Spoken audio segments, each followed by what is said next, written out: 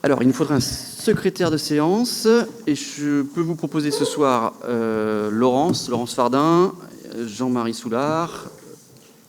J'ai que ces deux noms à proposer. Laurence ? Super, merci. Oui, c'est vous, moi. Ok. Donc, concernant les pouvoirs, Antoine Mettet donne pouvoir à Madame Fardin, Madame Gaborio donne pouvoir à Bernard Landais, Monsieur Pelletier me donne pouvoir, Monsieur Marquis donne pouvoir à Madame Gay, Monsieur Guinaudot à Monsieur Huget, Madame Le Goff à Monsieur Charpentier, Madame Thibault à Monsieur Bonin, Monsieur Lesage à Monsieur Charrier, Monsieur Guilbault à Madame Moreau, Monsieur Pelot à Madame Peigné, Monsieur Barré à Madame Guinaud, Madame Poupée à Madame Aulneau et Madame d'Enfer à Madame Baudry. Bonsoir les Herminois. Vite, ça termine. Salut Jean-Marie. Et salut Bernard aussi, qui arrive. Alors, on doit approuver d'une part le procès-verbal de la séance du Conseil communautaire du 14 novembre dernier. Pas d'objection ? Très bien. On a également celui de la séance du 28 novembre 2024. Adopté aussi, pas d'abstention ou de gens contre. Et enfin, vous aviez toutes les délégations consenties par le Conseil communautaire, à la fois au bureau et à la fois pour partie à la présidente et à moi-même. Pas d'observation non plus. Très bien. Avant de démarrer l'ordre du jour, qui est assez conséquent, je voudrais, avec votre permission, en rajouter un qui concerne donc Mayotte. Je voudrais donc rajouter une délibération pour soutenir la population de Mayotte, qui, vous le savez, a souffert d'un cyclone. Est-ce que des gens sont contre le fait qu'on rajoute cette délibération ? Ce sera le dernier point à l'ordre du jour de ce soir. Personne n'est contre ou ne s'abstient ? Merci beaucoup.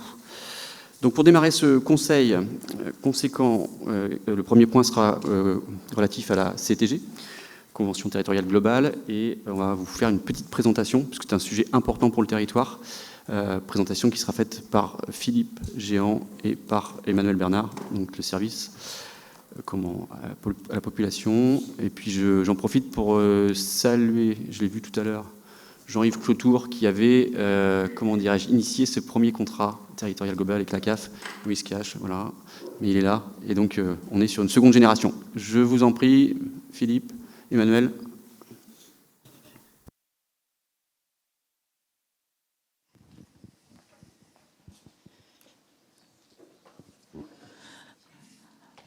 Bonsoir. Donc, la deuxième génération de la Convention territoriale globale s'inscrit pour les années de 2024 à 2028. Très rapidement, c'est un document dense qui vous a été adressé. La CTG, c'est une feuille de route pour 5 ans. C'est une Convention territoriale globale de services aux familles.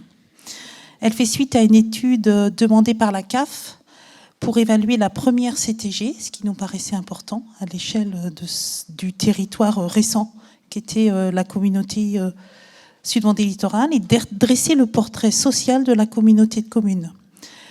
Une seconde phase a permis d'aller, avec des ateliers et également une enquête auprès des habitants, pour écouter, qualifier, quantifier les différents services proposés aux familles et aux habitants sur le territoire Sud-Vendée littoral.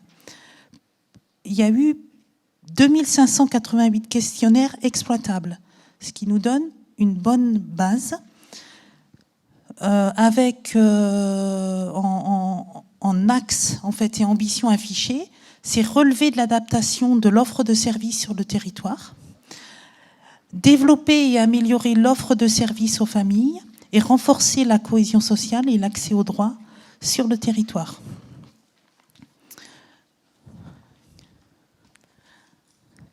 La CTG 2.0, c'est être au plus près des familles et au plus près des acteurs. Elle s'inscrit sur toute la dynamique qui a été instaurée par la première CTG et des dynamiques partenariales fortes, que ce soit à l'échelon des communes ou que ce soit à l'échelon des différents acteurs associatifs qui œuvrent dans ce champ sur le territoire. et des acteurs qui sont vraiment engagés et partie prenante à nos côtés. Au quotidien, les uns et les autres agissent auprès des familles et dans la proximité. L'intercommunalité également par ses propres services, mais également tout cet ensemble d'acteurs qui tissent l'offre de services sur le territoire. Il s'agit d'améliorer, adapter l'offre de services, permettre l'accessibilité à l'offre, qu'elle soit, j'allais dire, physique, ou qu'elle soit dans la proximité, ou qu'elle soit tarifaire, et agir sur la qualité de l'offre. C'est également un champ d'intervention qui est partagé et qui se renforce.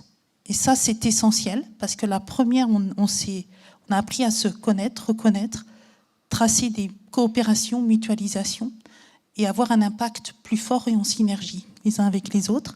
Donc, intervenir en cohérence au plus près des besoins des usagers, renforcer cette dynamique partenariale qui passe par de la coopération ou de la mutualisation ou de la coordination, avec la volonté de mieux accompagner, mieux mobiliser le territoire et mieux communiquer, parce qu'on a encore un effort à faire auprès des familles, que ce soit à l'échelle intercommunalité ou des offres même proposées par les communes.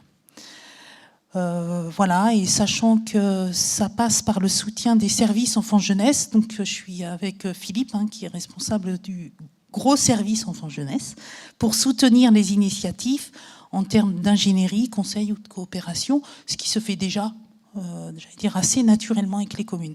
Je passe la main à Philippe. Bonsoir.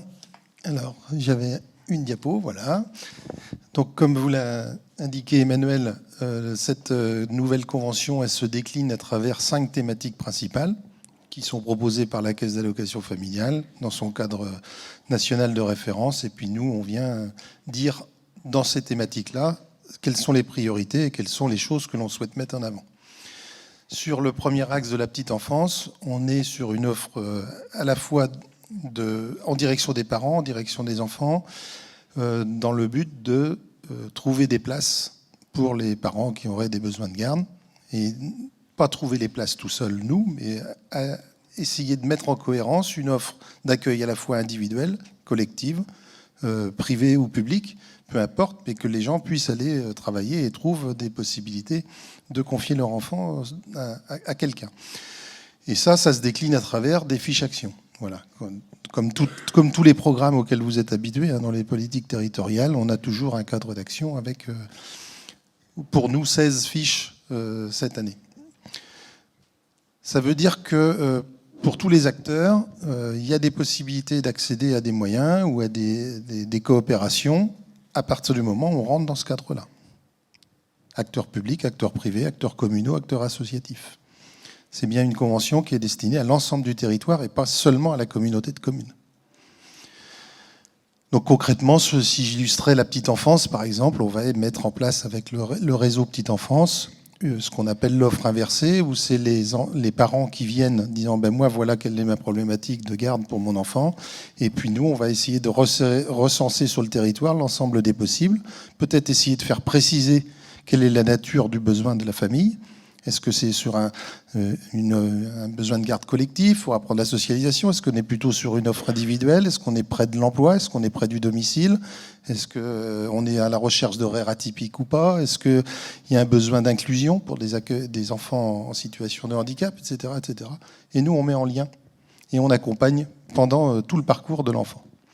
Voilà, je ne vais pas vous les détailler toutes, ne vous inquiétez pas, mais c'était pour donner un petit peu le cadre dans lequel ça va se faire. Sur l'axe enfance, on a déjà bien travaillé sur la première convention, nous a dit le cabinet qui a fait l'étude, avec un maillage intéressant, même s'il reste à optimiser le dimensionnement, parce qu'il reste des points de tension, soit à certaines périodes, soit sur une certaine partie du territoire, avec des demandes de prise en charge des enfants qui ne sont pas toujours possibles à satisfaire. Voilà. Donc ça arrive ponctuellement, mais ça arrive un peu. Et comme vous le savez aussi dans vos communes avec les services périscolaires, il y a de plus en plus de recours aux services pour les parents, de moins en moins de garde dans la parentèle. Et il est important d'avoir des dimensionnements adéquats sur le territoire qui peuvent varier d'un mois à l'autre. Je pense au mois d'août où il y a une demande plus faible parce qu'il y a beaucoup d'entreprises qui sont en vacances. Et ça dépend où.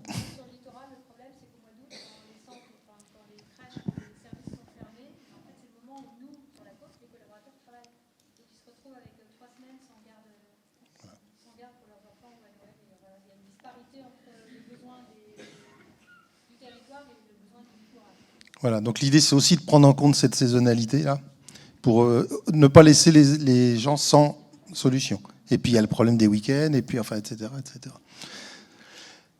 Sur la jeunesse, on est plus à considérer qu'aujourd'hui, l'endroit où les jeunes se repèrent le plus, c'est la commune. En communauté de communes, c'est compliqué. Et donc, on est plus dans l'accompagnement des communes, avec un réseau d'acteurs qui s'est organisé, qui s'est structuré. Mais au niveau intercommunal, c'est un peu compliqué de prendre de faire des réponses, sauf dans le domaine de la prévention. Et c'est là où on a une articulation aussi avec le contrat local de santé sur le volet prévention. On travaille pas beaucoup avec les établissements scolaires. Et on peut aussi intervenir avec les acteurs du territoire. Il n'y a pas de souci là-dessus.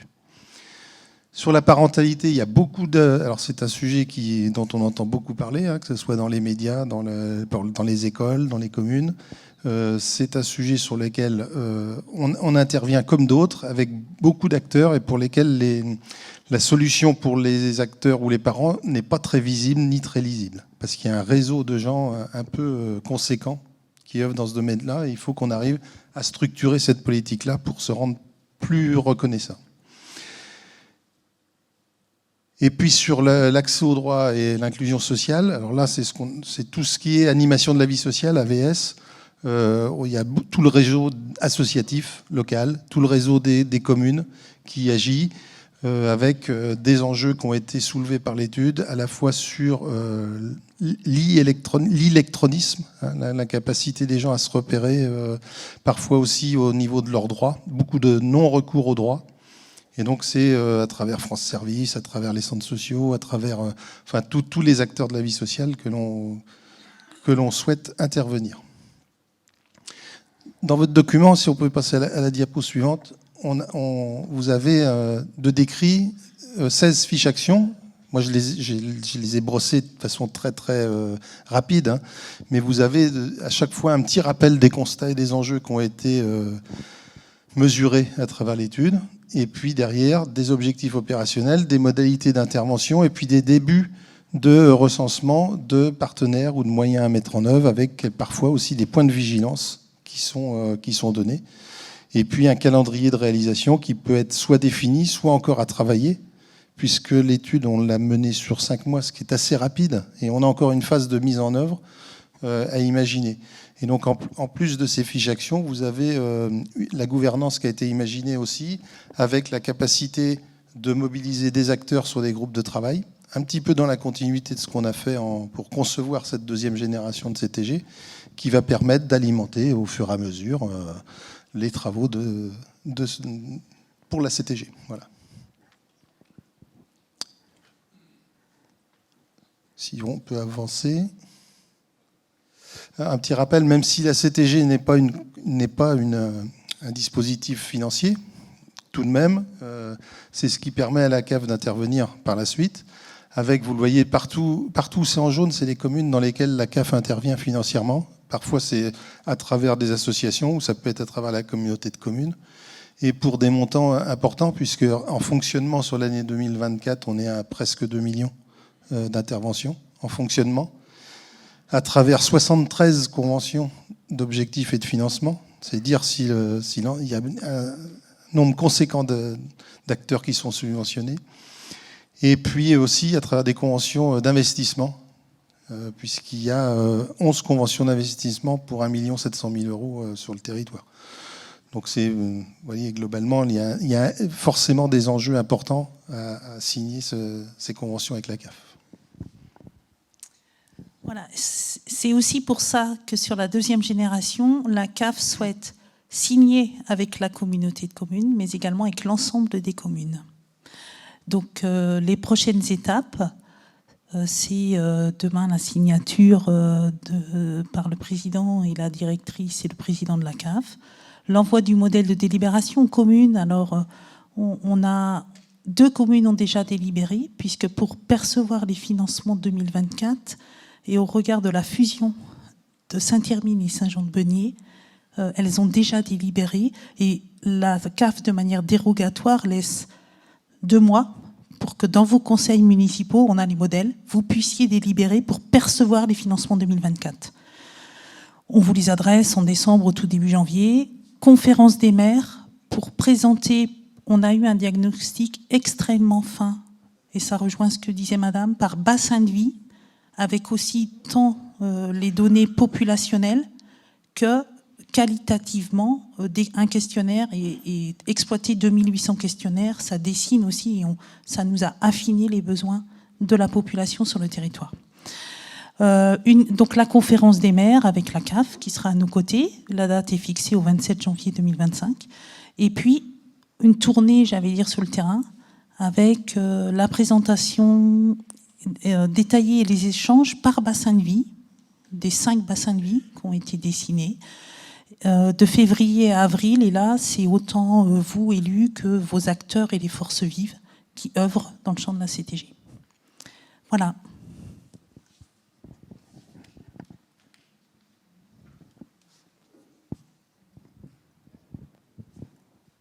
Juste le temps.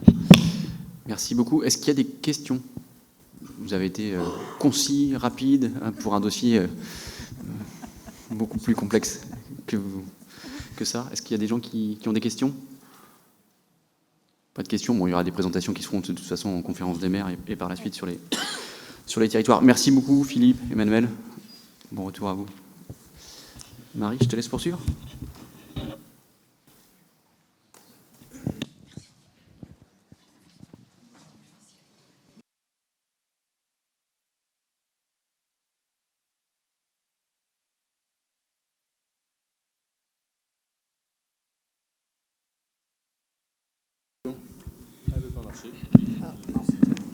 Elle clignote, mais elle ne veut rien. Oh, merci, cher voisin. Eh bien, voilà, après cette très belle présentation, il vous est demandé votre approbation pour autoriser de signer cette convention territoriale globale avec la Caisse d'allocation familiale.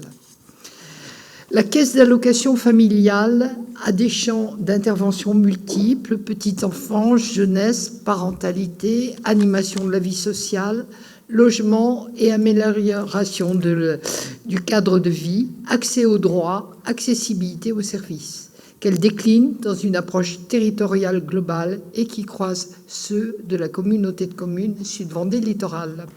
La mise en œuvre d'une politique sociale de proximité passe nécessairement par la communauté de communes qui agit dans l'exercice de ses compétences en réponse à des besoins du quotidien des citoyens. Considérant que les interventions de la CAF en matière d'optimisation de l'existant et du développement d'actions nouvelles sur le territoire de la communauté de communes Sud-Vendée Littoral concernent les champs d'action suivants: offre d'accueil du jeune enfant dans le cadre du service public de la petite enfance, accompagnement du parcours éducatif des enfants âgés de 3 à 11 ans, soutien aux jeunes âgés de 12 à 25 ans dans leur parcours d'accès à l'autonomie, soutien à la parentalité, contribution à prévenir les difficultés rencontrées avec ou par leurs enfants, soutien à l'animation de la vie sociale et à l'accès des droits. Considérant que la Convention territoriale globale offre l'opportunité de réaliser et de soutenir des projets qui répondent aux objectifs suivants des 5 axes thématiques qu'on vous a développés. L'axe thématique numéro 1 étant la petite enfance. Je ne vais pas reprendre petit à petit. L'axe thématique numéro 2, l'enfance. L'axe thématique numéro 3, la jeunesse. L'axe thématique numéro 4, la parentalité. L'axe thématique numéro 5, l'accès aux droits, l'animation à la vie sociale et inclusion sociale. Et les 2 axes transversaux, axe transversal numéro 1, ayant pour l'objectif de développer les compétences des acteurs, axe transversal numéro 2, ayant pour objectif de renforcer la communication sur l'offre d'accueil. Considérant que concrètement, cette convention territoriale globale définit un objectif commun, le projet social de territoire du Sud-Vendée littoral, et intègre l'engagement de la CAF pour le cofinancement des dépenses prévues par la communauté de communes Sud-Vendée littoral via le contrat enfant-jeunesse et ses 2 fiches techniques, à savoir le financement du diagnostic territorial et le financement de 3,57 postes de coordination dans la limite de 85 827 € par an. Considérant que la durée d'application de cette convention territoriale globale de services aux familles est contractualisée pour la période 2024-2027, considérant que cette démarche politique consiste à décliner au plus près des besoins du territoire la mise en œuvre des champs d'intervention partagés par la CAF et la communauté de communes Sud-Vendée littoral, je vous propose, si vous voulez bien, de valider la Convention territoriale globale d'objectifs et de financement et d'autoriser Monsieur le Président à signer cette convention. Y a-t-il des questions ? Y a-t-il des oppositions ? Y a-t-il des abstentions ? Eh bien, je crois que tout le monde est d'accord, Monsieur le Président. Je continue donc. J'en ai 4 à suivre. C'est la maison d'enfance territoriale. Donc là, c'est par rapport aux tarifs intercommunal, la fixation des tarifs. La fixation des tarifs est réalisée par la CNAF. Nous, on a, en fonction, elle dépend des revenus des familles, des ressources des familles, mais nous n'avons pas, nous avons à l'appliquer. Voilà. Donc, ceci étant, nous avons simplement un petit droit de regard quant au règlement, quand des familles arrivent trop tard, évidemment, il y a des demandes de désolé, je n'ai pas mon truc, voilà. Donc il y a des demandes de financement supplémentaire pour leur apprendre à fonctionner normalement. Voilà. Donc je vous demande si je n'ai pas été très claire, est-ce que vous êtes d'accord sur ces tarifs qui seront appliqués suivant ce que la CNAF nous demande? Y a-t-il des questions? Y a-t-il des oppositions? Y a-t-il des abstentions? Donc tout le monde est d'accord. Monsieur le Président, vous signerez. Le troisième point, c'est la fin de compétence du syndicat mixte d'une piste éducation routière. Elle fonctionnait sur l'ancien territoire du pays maroyais et comprenait 27 classes. Mais on en a déjà parlé lors de précédents conseils. On reprend le fonctionnement pour la partie de notre territoire et on le reprendra effectivement à partir du mois de mars, le temps que la personne que nous avons recrutée soit formée. Voilà. Peut-être que Cédric Guinaudot, est-il là? Il n'est pas là. Bon, autrement, il en sait un peu plus que moi, puisqu'il est allé aux réunions au Gifre. Y a-t-il des oppositions? Y a-t-il des abstentions? Je crois que c'est voté. Donc voilà, le quatrième et dernier, après je vous libère en ce qui me concerne, ou je me libère, c'est le marché de fourniture courante de services. Il s'agit de la livraison en liaison froide pour les ALSH de Trièze et de l'Aiguillon-sur-Mer. Voilà, donc on passe par un fournisseur extérieur, Trièze toute l'année, n'est-ce pas, chère mère? Oui. Et pour l'Aiguillon, la presqu'île, simplement un mois l'été, lors des vacances du cuisinier. Voilà. Donc, il a été fait, évidemment, un appel d'offres et les lots ont été, lot 1 et 2 ont été allotis, merci, pour Restoria, qui donc interviendra sur ces deux en liaison froide. Y a-t-il des questions? Y a-t-il des oppositions? Y a-t-il des abstentions? Je considère que tout le monde est d'accord. Je vous remercie,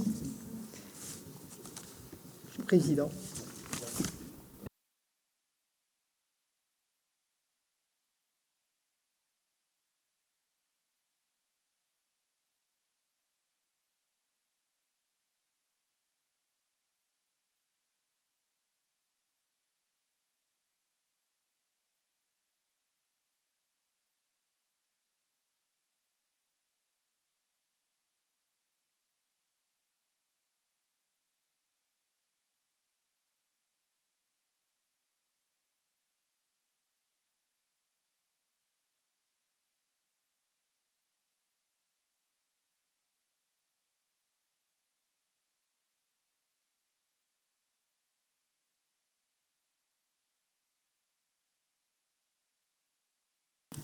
Était de 28 985,43 €. Merci Alain. Et l'avenant qu'on traite ce soir, c'est 46 345,79 €. Vous allez me dire, c'est des montants conséquents par rapport au marché initial. Mais il faut savoir que les 28 000 €, c'était des modifications de prestations en termes de voirie lourde pour le passage des véhicules. Et là, les 46 000 au départ étaient prévus sur le marché à bon de commande voirie. Et on a préféré transférer du marché à bon de commande voirie vers le marché de travaux pour la société Nopal. Et ça correspond, ces 46 000 €, à des modifications de clôture périphérique au site. Donc, l'explication qui m'a été donnée, c'était ça. C'est la réalité. On a réalisé des clôtures avec un soubassement béton et puis modifié différents accès au site sur le domaine public. Donc, il vous est proposé d'adopter cet avenant numéro 3 pour un montant de 46 345,79 €. Avez-vous des remarques, des questions, des précisions? Non. Alors, je vous propose d'approuver cet avenant pour le CTI, d'autoriser Monsieur le Président de la communauté de communes à signer cet avenant. Et puis les dépenses, bien sûr, correspondantes sont inscrites au budget de l'exercice concerné. Qui est contre? Qui s'abstient? Je vous remercie. Le point 6, c'est avenant numéro 1, toujours au CTI, pour le lot carrelage faïence. Alors, on n'est pas sur les mêmes montants. C'est pour l'entreprise de carrelage du CEP RBC de Fontenay-le-Comte. Donc, le marché initial est de 52 903,44 € et l'avenant est de 3 001,78 € hors taxe, ce qui passe le marché global à 55 905,22 €. Ce sont des prestations complémentaires qu'on a demandé à l'entreprise au niveau du TGBT. Alors, le TGBT, c'est la grosse armoire où vous avez les compteurs électriques, les baies de brassage et tout ça. Le carrelage, l'architecte n'avait pas prévu de carrelage dans cet espace-là, mais on a jugé bon pour l'entretien, ça sera plus simple pour les agents d'entretenir cet espace. Donc on a mis du carrelage et des plaintes. C'est le montant qui correspond. Et voilà, donc il vous est proposé d'accepter ce avenant. Y a-t-il des remarques, des précisions? Donc, je vous propose d'approuver cet avenant, puis d'autoriser Monsieur le Président à signer tous les documents. Les dépenses correspondantes au budget de l'exercice concerné sont inscrites. Qui est contre? Qui s'abstient? Merci. On est dans l'enveloppe globale initiale du chantier. Et les réceptions de chantier vont avoir lieu bientôt. C'est janvier, normalement. Le mobilier va bientôt arriver. Point 7, marché de fourniture. CTI, ben voilà. Ce sont des petites modifications justement au CTI, mobilier, réfection, un avenant 1. Donc, on adapte un peu de mobilier pour le CTI. Le marché était de 3 334,14 € et puis on a une augmentation de marché avec du matériel un peu différent pour 528 €. Donc c'est des adaptations en cours de chantier pour le lot 2. Y a-t-il des remarques? Merci. Donc je vous propose d'approuver cet avenant 1 pour ce lot-ci et d'autoriser Monsieur le Président à signer tous les documents nécessaires, les dépenses correspondantes au budget de l'exercice concerné. Qui est contre? Qui s'abstient? Je vous remercie. Puis je pense que c'est le dernier point. Alors là, on est à l'Espinasse, donc point 8, marché de travaux toujours. Alors un avenant qui nous fait pas mal au portefeuille puisque c'est juste une modification d'entreprise. C'était les travaux ont été réalisés, le lot 3, menuiserie extérieure intérieure, c'était l'entreprise Michel Maté qui a cessé son activité puisqu'il est parti en retraite, Michel. Mais le repreneur, donc c'est juste un changement de sirette et on est obligé de modifier, de créer un avenant pour terminer le chantier puis acter tous les documents à cette fin de travail. Donc voilà, d'approuver l'avenant 1 au transfert concernant le marché, changement de nom d'entreprise tout simplement. Vous voulez des précisions? De toute façon, j'en ai pas. Donc je vous propose d'approuver ça. Qui est contre? Qui s'abstient? Je remercie. C'est juste administratif, tout simplement.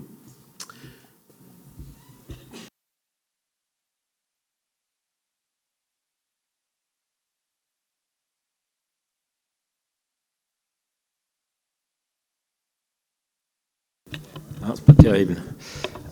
Donc le point 9, je disais, c'est sur des fouilles archéologiques préventives qui sont faites au lieu-dit Les Nouelles à Saint-Aubin-la-Plaine. Comme vous le savez, chaque fois qu'on vend un terrain, on est obligé de faire des fouilles archéologiques qui sont faites par l'INRAP. Là, c'est seulement un changement de délai pour qu'ils remettent le rapport final, donc qui était fixé avant à 24 mois, et ils nous ont demandé de le passer à 30 mois. Voilà. Le reste ne change pas, tout ce qui est financier ne change pas. Voilà, donc ce que je vous propose, c'est d'approuver cet avenant qui change de 24 à 30 mois et d'autoriser Monsieur le Président à signer. Est-il des questions? Non, c'est pas très complexe. Eh bien, est-ce que quelqu'un est contre? S'abstient? Non. Merci. Le point 10, c'est l'attribution d'une subvention à la société Équipe TP, qui fait bien sûr... qui rentre dans le cadre des systèmes de financement que l'on a voté, ça fait maintenant 2 ans et demi. Donc la société Équipe TP est une société de réparation de matériel à destination des travaux publics pour les carrières et dans les milieux agricoles. En fait, ils font des godets spécifiques. Ils étaient à Moutier-sur-le-Lait dans une zone résidentielle sur un bâtiment qui faisait 750 mètres carrés. Comme leur société se développe bien, ils ont choisi un nouveau bâtiment de 1200 mètres carrés sur un terrain de 5434 mètres carrés qui est situé à Sébastopol, à Luçon. De plus, la société va créer des nouveaux godets, des nouveaux types de godets, donc ils avaient vraiment besoin de s'étendre. L'investissement, donc l'achat pour des terrains et tout ça, c'est 528 000 €. Il y en a 200 000 qui sont éligibles à notre système de financement. Et donc, la subvention qui peut être attribuée est un montant de 50 000 €. Voilà. Ce que l'on vous propose, c'est d'accorder cette subvention 50 000 € à la société Équipe TP et d'autoriser Monsieur le Président à signer. Y a-t-il des questions? Non. Quelqu'un est-il contre? S'abstient? Non. Merci. Le point suivant, c'est une autre attribution de subvention pour la société Biodéco. Biodéco, donc, qui est située à Nallier, qui fait des services de peinture, décoration intérieure, ravalement de façade et ainsi de suite.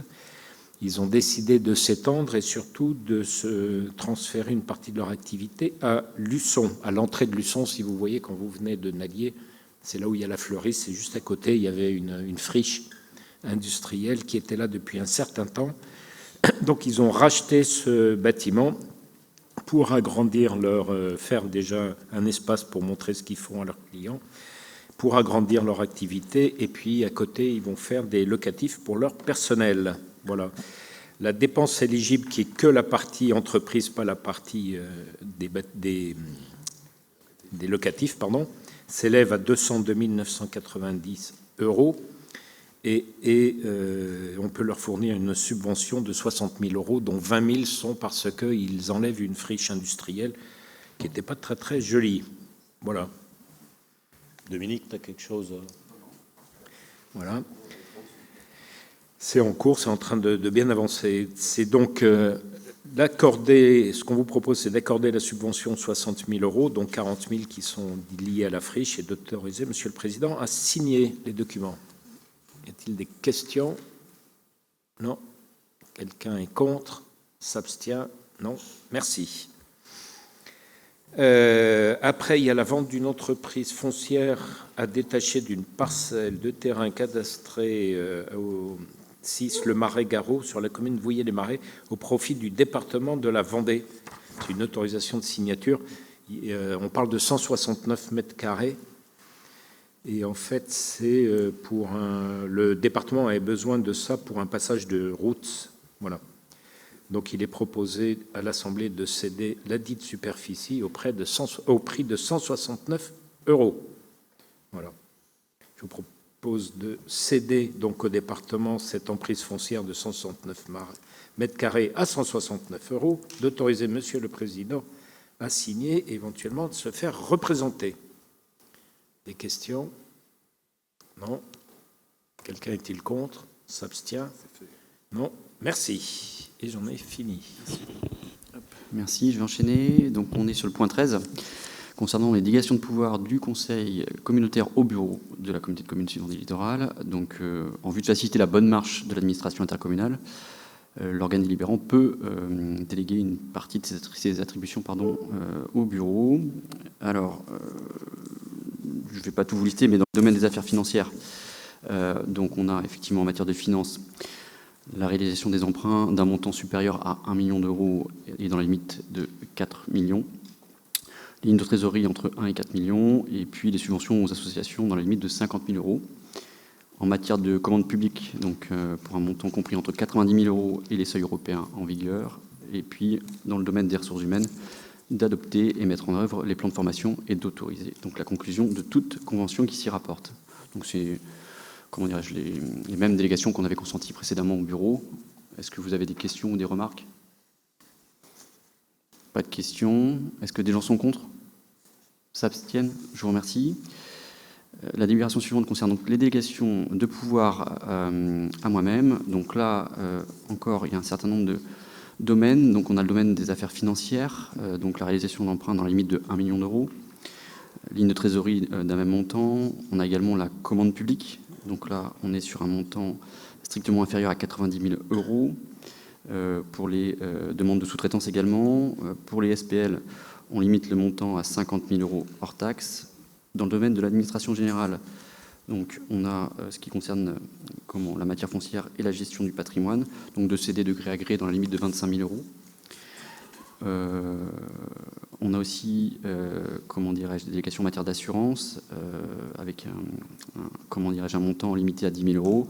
Les ressources humaines, bien sûr, et puis en matière de représentation devant la justice également, l'habitat, donc tout ce qui concerne la politique de l'habitat, et de signer les programmes d'aide dans la limite de 8 000 €. Dans le domaine du développement économique, donc les aides aux entreprises dans la limite de 10 000 €. Dans le domaine de la politique de valorisation des déchets également. Et puis enfin, dans le domaine des services à la population. Donc là encore, c'est des libérations qu'on avait précédemment et délégations qu'avait la présidente précédemment. Est-ce qu'il y a des observations, des questions, des remarques? Personne. À ce moment-là, je me mets aux voix. Est-ce qu'il y a des gens qui sont contre? Qui s'abstiennent? Je vous remercie. Du fait de l'élection dernière, il faut procéder donc à la constitution de la commission permanente d'appel d'offres, puisque pour ma part, j'en deviens le président. Et ce qu'on vous propose, c'est de constituer une liste de 5 titulaires et de 5 membres suppléants.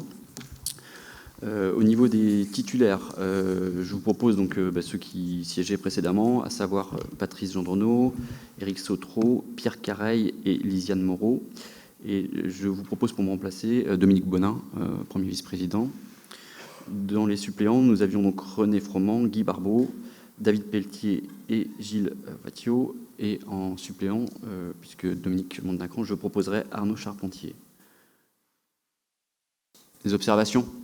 Est-ce que d'autres personnes souhaitent candidater? C'est possible, hein? Non? À ce moment-là, je mets à vos voix. Est-ce que des gens sont contre? S'abstiennent? Merci. Le point suivant, c'est la composition du jury de concours de maîtrise d'œuvre pour la construction du siège de la communauté de communes. Donc là, ce qui vous est proposé, c'est assez simple. C'est de reprendre finalement les membres de la CAO, tout simplement, et d'y inclure également le directeur général des services, Régis, et puis toutes les personnes qualifiées désignées nominativement ultérieurement par mes soins. Et puis éventuellement toutes les personnes qu'on jugera utiles, notamment en ce qui concerne les agents de la collectivité compétents en la matière. Des questions par rapport à cette composition du jury? Donc c'est principalement pour le siège, donc ce sera en janvier. C'est aussi pour ça que je souhaitais que Dominique intègre cette CAO et ce jury, puisque en tant que maire de la ville concernée par ce projet, il me semble important que tu sois là. Des questions? Pas de questions? Des gens sont contre? S'abstiennent? Merci. Le point 17, c'est le programme LEADER. Donc, vous le savez, on a des fonds européens et donc qui passent donc par la présidence du GAL. Là encore, j'en deviens donc le président et je ne peux plus donc participer aux délibérations en tant que membre titulaire. Juste pour rappel, donc sur cette période 2023-2027, c'est 959 000 € qui sont à distribuer sur le territoire pour des projets à la fois des collectivités, mais aussi de porteurs privés. Donc, au niveau des membres titulaires, je vous propose donc Dominique Bonin, Gilles Vattiot, Bruno Fabre, Éric Sautreau, Brigitte Hibert, Pierre Careil, David Marcheguet, Patrice Gendronneau et donc Cédric Guindo pour me remplacer, qui était auparavant membre suppléant et qui participait quasiment à toutes les séances. Et puis ensuite, en membre suppléant, Laurent Huget, Guy Barbeau, Magali Jadot, Joël Buteau, Marie Barrault, Lisiane Moreau, René Froment, Jackie Marcheteau et Gaël Fleury. Si vous en êtes d'accord, des questions, des observations? Des gens sont contre? S'abstiennent? Merci. Plus sympathique, délibération suivante, fonds de soutien intercommunal pour la commune de Saint-Jean-de-Beugné, qui est un projet d'aménagement d'un chaussée-doux et d'un plateau sur la rue principale des Mottes. Ce projet se chiffre en tout à 71 466,50 €. Et puis la commune nous demande donc 21 135 €, considérant qu'on est sur une enveloppe bonifiée, puisque Chaussée-Doux, vous savez, on a aussi des aménagements cyclables qui font partie de notre compétence communautaire. Est-ce que vous avez des questions? Est-ce que vous voulez des précisions sur ce projet de la commune de Saint-Jean-de-Beugné? Peut-être toujours Saint-Jean-de-Beugné pour quelques jours. Pas de questions? Des gens sont contre? S'abstiennent? Merci pour la commune. Non, Philippe est au conseil régional, il vote le budget ce soir, et donc voilà, il pouvait difficilement se joindre à nous. Du coup, le point 19, c'est un projet là aussi de fonds de soutien pour la commune de Saint-Michel-en-Lerme, qui va acquérir un immeuble appartenant précédemment à l'ASA Vallée du Lay. Cette acquisition, elle se chiffre à 203 086,11 € et la commune souhaiterait solliciter donc son fonds de soutien qui est de 38 604 €. Est-ce que vous avez des questions? Ok. Des questions? Pas de questions? Des gens sont contre? S'abstiennent? Merci pour la commune. de Saint-Michel. Délibération suivante, c'est une décision modificative, la 4e pour le budget principal. Alors en fonctionnement, on aimerait inscrire au 012 des crédits supplémentaires. Alors c'est lié en fait à l'augmentation des titres restaurants. On avait décidé, vous rappelez-vous, en début d'année, de passer de 5 à 7 euros. Et cette dépense, effectivement, n'avait pas été forcément fléchée au moment du budget, parce qu'on n'avait pas de décision. Donc du coup, on aimerait inscrire 65 000 euros par prudence. Je pense que ce ne sera pas nécessaire, enfin j'en suis même certain, mais par prudence, au moment où on a fait la constitution du Conseil, on s'était dit que ce serait mieux quand même de les intégrer. Et puis ensuite, on a, dans le cadre du transfert de bâtiments entre la commune de Chaillé et nous-mêmes, des écritures à réaliser. Donc on est sur des opérations d'ordre à hauteur de 187 000 euros. Et forcément, pour équilibrer tout ça, on propose de réduire de 252 000 euros tout ce qui concernait donc les dotations et dépréciations des actifs. Donc pas de, pas de bouleversement pour le fonctionnement, puisqu'on est à l'étal. Et par contre, en investissement, donc là, on a des, des annulations à faire de trop perçus de subventions. C'est pour le PLUI, on a touché trop. Donc il faut les restituer. Les services de l'État nous les réclament, donc on va le rendre. Donc il y a 23 000 euros. On diminuerait donc d'autant le compte 2313 qui concerne donc les constructions. Et puis on intègre donc les fameuses écritures pour le bâtiment transféré entre nous-mêmes et la commune de Chaillé. Est-ce que vous avez des questions par rapport à cette décision modificative? Pas de questions. Est-ce que des gens sont contre? S'abstiennent, je vous remercie. Et puis ensuite, toujours une décision modificative. Avant de laisser la parole à Eric, c'est la numéro 2 sur le budget SPIC assainissement. On a décidé, vous savez, des admissions en valeur lors du dernier conseil communautaire.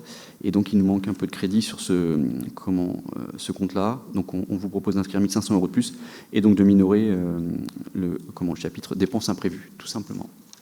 Des questions? Pas de questions. Est-ce que des gens sont contre? S'abstiennent. Merci.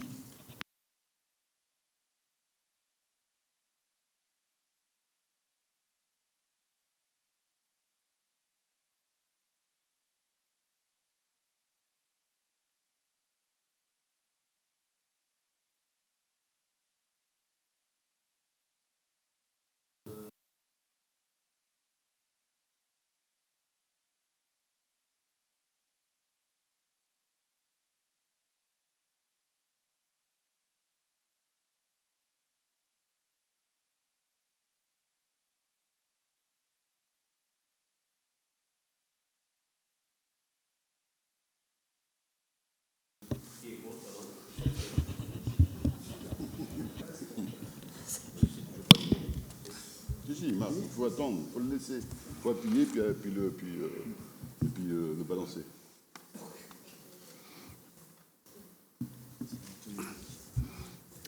Très bien, 23e délibération, donc cadre de l'urbanisme, donc délégation au président en matière de droit de préemption urbain.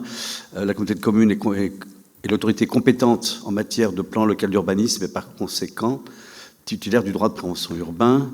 L'intérêt majeur de l'exercice du droit de préemption urbain par la communauté de communes est principalement lié à sa compétence économique.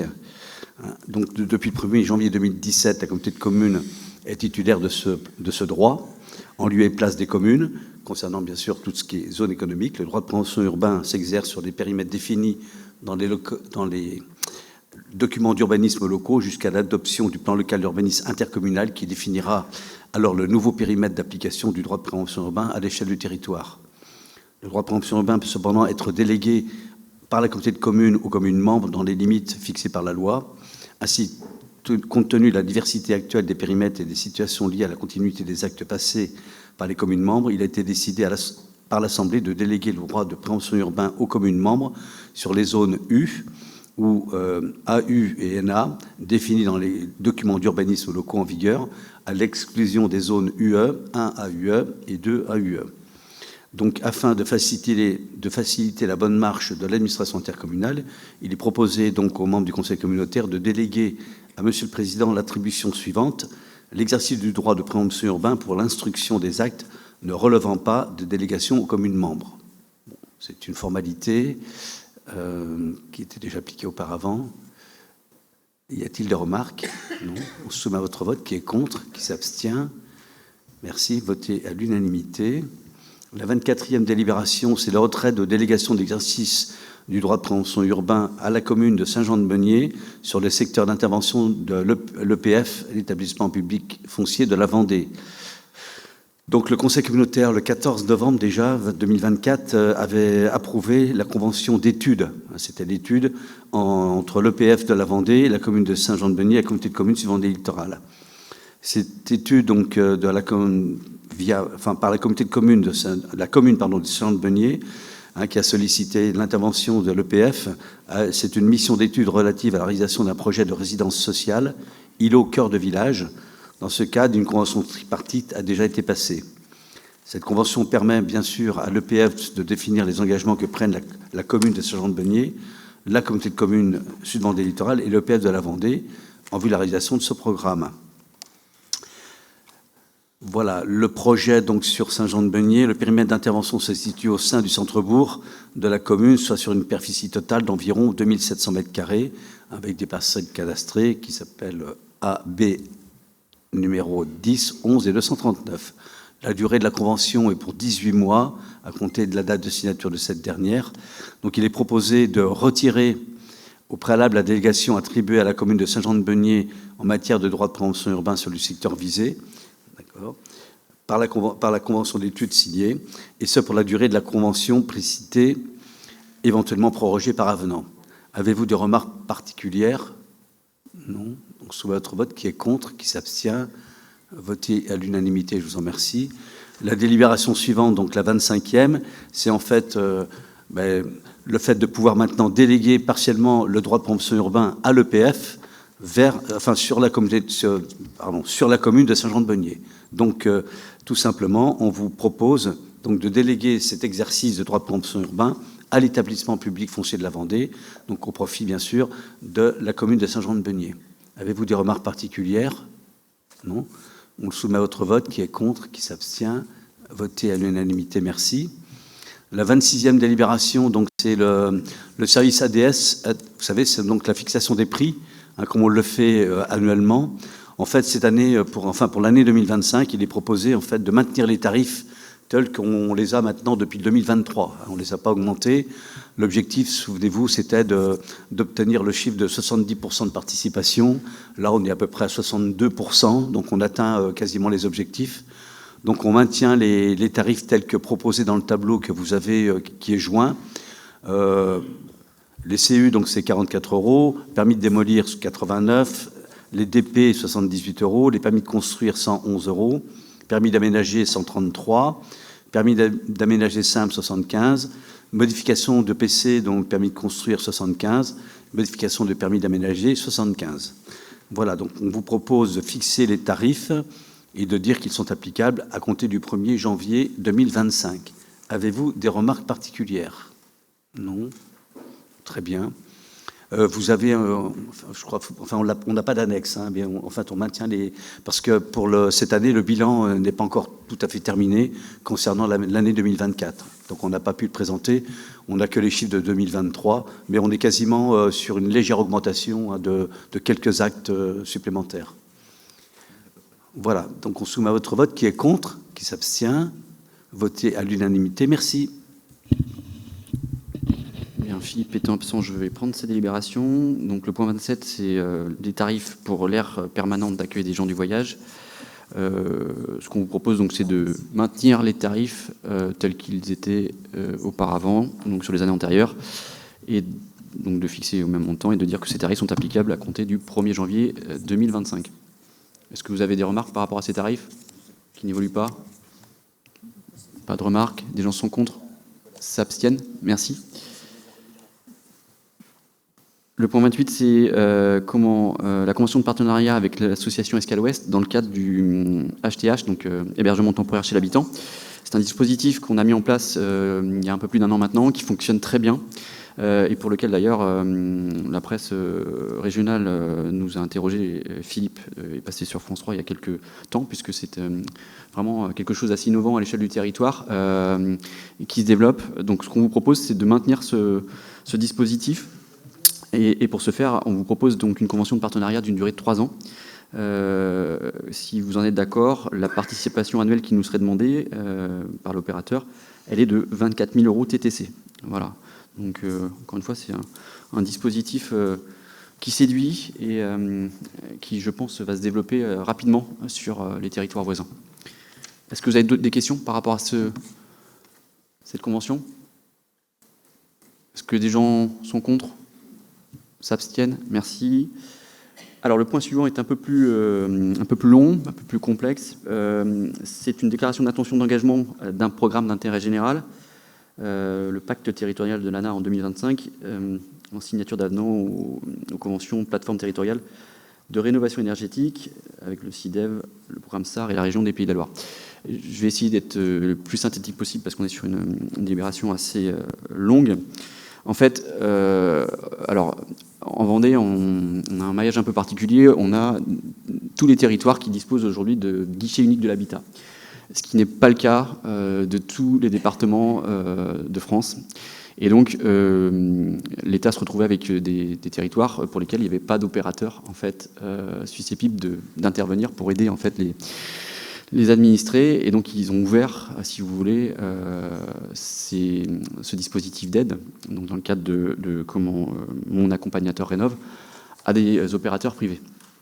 Et gentiment, ils ont dit, bon, bah, à ce moment-là, on va modifier, on va faire ce fameux pacte qui entrera en vigueur dès le 1er janvier 2025. Sauf qu'ils ont quand même oublié qu'il y avait des territoires comme le nôtre qui avaient déjà en fait, des conventionnements dans le cadre de leur OPA ou dans le cadre de leur PTRE avec des prestataires, et que c'était quand même difficile pour nous de nous désengager aussi rapidement avec comment dirais-je, ces opérateurs. Donc c'est pour ça qu'on est sur plutôt une déclaration d'engagement, d'intention d'engagement, que sur une prise d'effet immédiat.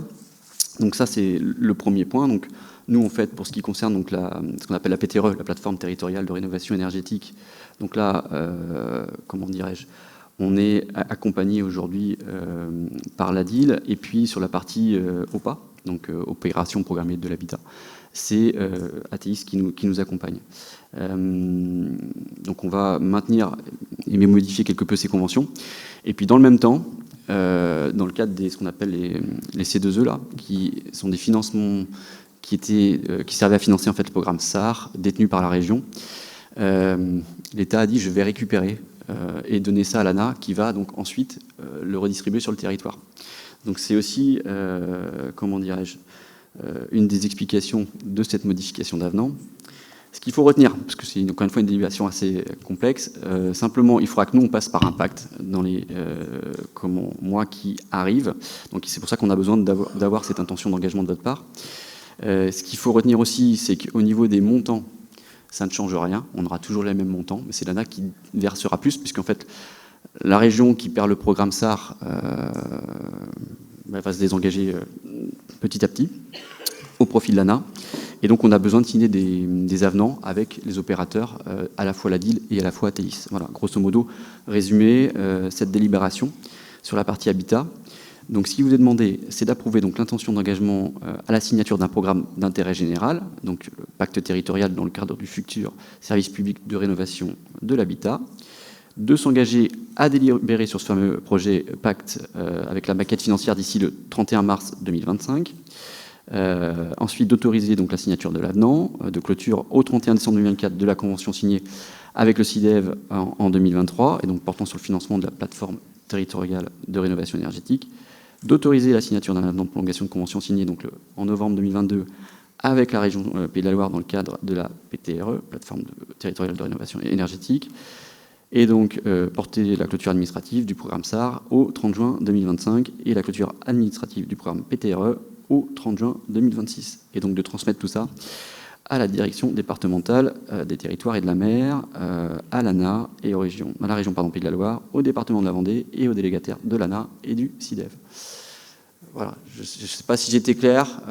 Grosso modo, voilà, l'État a dit à partir de la fin de l'année, c'est du pacte. On arrête. Donc là, on est sur une phase un peu transitoire. Ce qu'il faut retenir aussi, c'est que les montants, pour nous, restent les mêmes. Et c'est le plus important. On fera un focus dans quelques temps sur le guichet unique de l'habitat pour vous montrer que c'est un vrai levier aujourd'hui au service des habitants de notre territoire. On vous donnera les montants, le nombre d'administrés qui ont profité des aides. Et vous verrez que c'est vraiment un outil qui, aujourd'hui, a trouvé un rythme de croisière extrêmement intéressant. Voilà. Est-ce qu'il y a des questions?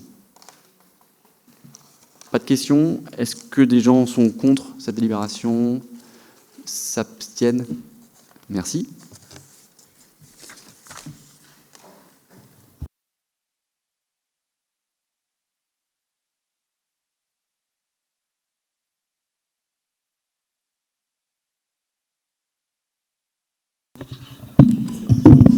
Je veux parler à sa place. Ah non, tu n'aurais pas le droit. Si, tu as le droit. Bonsoir à toutes et à tous. Le point 30 sur l'accord de consortium dans le cadre du projet européen Life Ma Résilience. Alors peut-être vous repréciser ce qu'est ce projet. Il est né de la continuité de travaux avec la commission climat du parc naturel régional du Marais Poitevin que j'ai le plaisir de co-présider aux côtés de Lydie Bernard. Et suite à ces discussions, le parc naturel régional a souhaité initier une démarche collective au travers d'un projet LIFE, qui est l'instrument financier de la Commission européenne, autour de la gouvernance et de l'information sur le climat. Alors le parc naturel régional s'est donc lancé dans cette candidature d'un projet européen intitulé LIFE Ma Résilience. Peut-être un petit coup de chapeau pour ceux qui ont trouvé cette terminologie et pour candidater autour du climat et du marais. C'était bien trouvé en tout cas, et je ne sais pas si ça a apporté ses fruits, mais ce projet, pour une durée de 4 ans, qui a été co-construit avec 8 EPCI, a été lauréat. Et pour vous préciser un petit peu les choses, c'est le seul projet au niveau national qui a été retenu.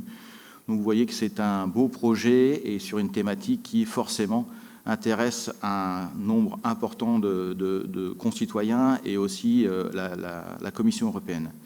Donc ce LIFE, comme j'ai pu le préciser, travaille sur la question de l'adaptation au changement climatique et notamment mieux comprendre le rôle des zones humides sur le changement climatique et en particulier celle du Marais Poitevin.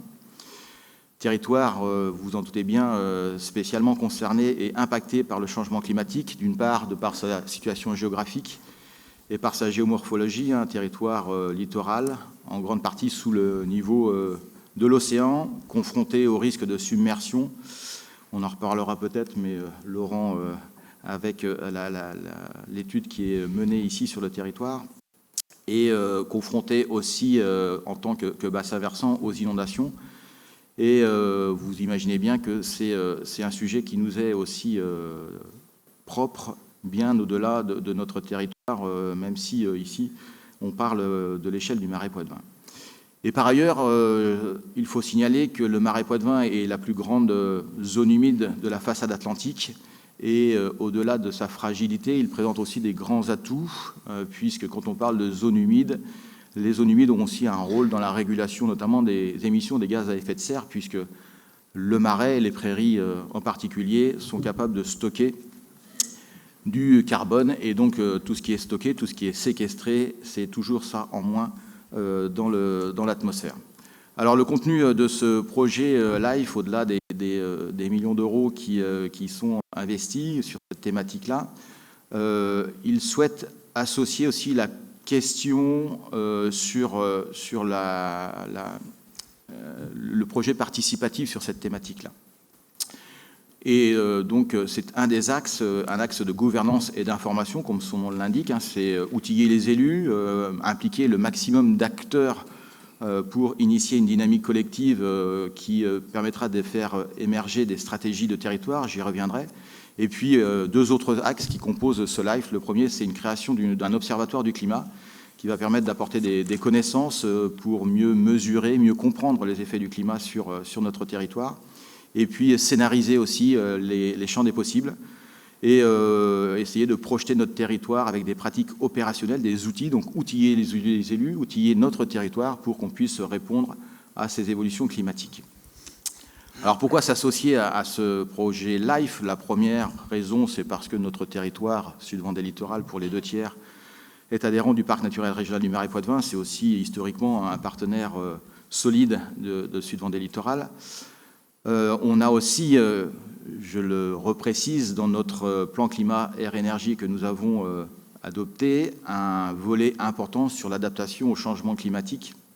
Et puis on a aussi un axe sur l'exemplarité de la communauté de communes. Donc, vous voyez bien que sur ces points-là, eh bien, il me semble en tout cas que notre candidature à être associée à ce programme LIFE était une évidence.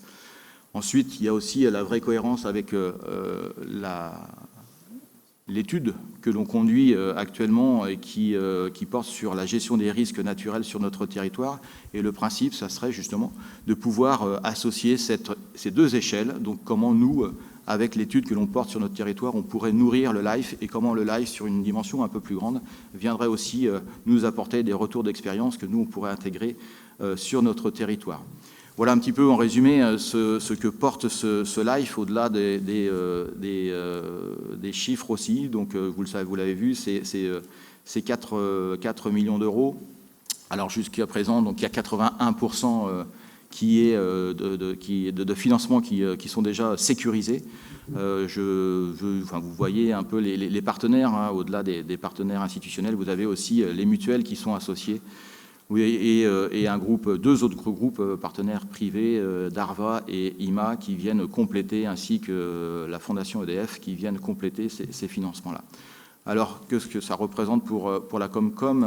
Vous voyez, c'est 48 000 euros, dont 34 500 euros de dépenses hors personnel, c'est-à-dire que sur l'ensemble du LIFE, c'est-à-dire 4 ans, on va y consacrer à peu près une quarantaine de jours agents, donc une dizaine de jours par an. Et donc vous avez le montant global sur ces 48 000 euros, 81% de cofinancement, ce qui fait que pour la communauté de communes, on arrive à une enveloppe de 9 000 euros répartie sur les 4 prochaines années du LIFE. Donc je pense que ce n'est pas le montant financier qui vient peser dans la balance sur est-ce qu'on y va en association avec les 8 autres EPCI sur cette thématique qui nous est forcément impactante. Alors, ce qui recouvre aussi cette enveloppe, c'est que au cours des prochaines années, et notamment pour 2026, la Comcom s'engage à organiser le premier Agora climatique. Alors, ce que l'on entend par Agora climatique, c'est l'idée, c'est de faire une conférence citoyenne. Et donc, on va tirer au sort 200 personnes du territoire qui viendront sur cet espace-temps et physiquement débattre de la thématique sur être en mesure de se projeter sur notre territoire, comment vivre, habiter, travailler, se déplacer à l'horizon 2050 sur notre territoire. Donc il y aura 4 agoras qui seront mises en œuvre au cours de ces 4 années. Nous serons les premiers à organiser cette agora. Alors je veux quand même préciser qu'on va la co-organiser avec la communauté de communes voisine Vendée Grand Littoral, donc pour janvier 2026. Voilà un petit peu la précision sur ce qui est proposé à travers cette candidature qui est adossée aux 8 autres EPCI avec le parc naturel régional, vous l'avez compris, en tant que chef de file pour répondre à cet appel à projet, à autoriser bien sûr l'engagement de la communauté de communes en tant que bénéficiaire associé, c'est-à-dire que au-delà de l'engagement de la communauté de communes, il y a des financements, vous l'avez compris, qui seront adossés à cet engagement de la communauté de communes et permettre la signature du président pour engager les démarches correspondantes à ce dossier. Voilà. Est-ce que cette rapide explication amène des questions ou des remarques? Alors, vous avez les documents en annexe sur le consortium tel qu'il est proposé. Et puis, on verra la délibération 31 qui suit et qui est liée à cette première délibération. Pas de remarques? Y a-t-il des voix contre? Des abstentions? Je vous remercie. Et donc, on va aller plus vite sur la 31. Vous avez compris que dans le cadre de l'organisation de ces agoras, eh bien, le principe, c'est de faire une commande groupée avec celles et ceux, les territoires et les Comcom qui vont proposer ces agoras au cours des 4 prochaines années. Donc, ce qui vous est proposé, c'est de faire un groupement sur l'agora climatique et l'accompagnement, les prestations autour de cet accompagnement au changement climatique pour des montants qui vous sont précisés, 65 500 euros hors taxes et un autre champ de prestations autour des 70 500 euros hors taxes. Je répète que c'est pour l'organisation de l'ensemble de ces agoras, pour l'ensemble des territoires et pour les 4 prochaines années. Voilà, ce qui vous est demandé, c'est d'autoriser la passation d'une convention constitutive de groupement de commandes, de lancer la procédure et d'autoriser le président à signer ces documents. Y a-t-il des remarques ou des questions? Y a-t-il des voix contre? Des abstentions? Je vous remercie. Je vais réveiller tout le monde. C'est à moi? C'est à moi. Bonjour, bonsoir. Alors, on va monter en puissance dans l'incompréhension. Donc, accrochez-vous. Hein. Mais il y en a 4 à passer. C'est parti. J'essaie de vous réveiller parce que je sens que tout le monde est endormi là ce soir. C'est la fin de l'année. Il n'y a pas trop de mouvement là. Peut-être quand même que je vous taquine un peu là. Bon, le point 32, il est facile. C'est le premier. C'est donc le service public d'assainissement non collectif, hein, mais donc le SPANC. Hein, vous connaissez par cœur cela. Et c'est la fixation des tarifs 2025. Alors c'est simple. C'est reconduction à identique de 2024. Donc, vous avez des questions sur ces tarifications, hein, ça peut pas aller plus vite là. Hein. C'est exactement les mêmes que 2024, donc ils sont reconduits. Il n'y a rien à dire, hein, puisque l'année dernière vous avez rien dit. Ça va? Ouais. Est-ce que vous avez des questions sur ces fixations de tarifs de SPANC? Non. Bon, donc je vous propose de les voter dans l'état. Et puis d'y aller, Monsieur le Président, hein, pour ça. C'est donc il n'y a pas d'opposition, pas d'abstention. Merci beaucoup. Alors le 33, c'est aussi facile. Hein, c'est l'assainissement collectif de la station d'épuration du parc d'activités Vendéopole Sud Vendée Littoral, où aussi on fixe les tarifs. Alors il y a deux types de tarifs, hein, une part fixe, hein, et puis une part variable. Je ne vais pas vous les détailler, et ils sont reconduits à l'identique. Donc là, est-ce qu'il y a des questions sur ces tarifications? Non. Donc je vous propose de fixer ces tarifs donc, à partir du 1er janvier 2025. Est-ce qu'il y a des oppositions? Des abstentions? Je vous remercie. Alors, le troisième point, on va passer un peu plus de temps quand même, peut-être un peu, parce que c'est les rapports, hein, les rapports obligatoires à vous présenter. Alors, on est toujours un peu en retard, mais c'est le rapport 2023. Donc, ils existent donc, dans votre annexe, ça passe 172 à 209, donc vous pouvez les consulter, hein, vous pouvez les apprendre par cœur. Bon, je vais essayer d'aller vite sur, quand même, pour dire quelques éléments, hein, sur le SPANC, donc l'assainissement non collectif. Il y a un début de baisse de contrôle des conceptions. Conception, c'est les nouvelles maisons. On est passé de 3 à 326, on a perdu 22. On sent bien que les constructions diminuent et vont continuer à diminuer. Donc, pour moi, la baisse est enclenchée. Dans 2022, le plus haut. Il y a la poursuite de la hausse des contrôles d'exécution, parce que quand on réalise, il faut après le contrôler quand il est fait. Et donc, il y a un retard d'un an à peu près sur l'exécution. Et là, on est à peu près à 292, plus 33 par rapport à 2023. Et donc, on devrait être à peu près équilibré l'année prochaine. Et puis après, on va amorcer la baisse de ces contrôles, puisqu'évidemment, les conceptions diminuent. Il y a une baisse des ventes. Depuis 2021, qu'on avait atteint un plafond. Et là, il y a 301 ventes qui ont été contrôlées. Et la baisse est bien amorcée, puis je pense qu'elle va se poursuivre. Parce que c'est moins 109 par rapport à 2023. C'est important, très très important. Alors, il y a les bons fonctionnements qui sont contrôlés. Alors, il y a aussi le fait que quelquefois, quand on fait des bons fonctionnements, quand on vend, on n'a pas la peine de le refaire quand il y a un délai imparti. Donc en 2023, il y a eu 1707 contrôles de bon fonctionnement. C'est beaucoup, parce qu'on avait un prestataire Classor, même si on lui avait donné comme objectif plus.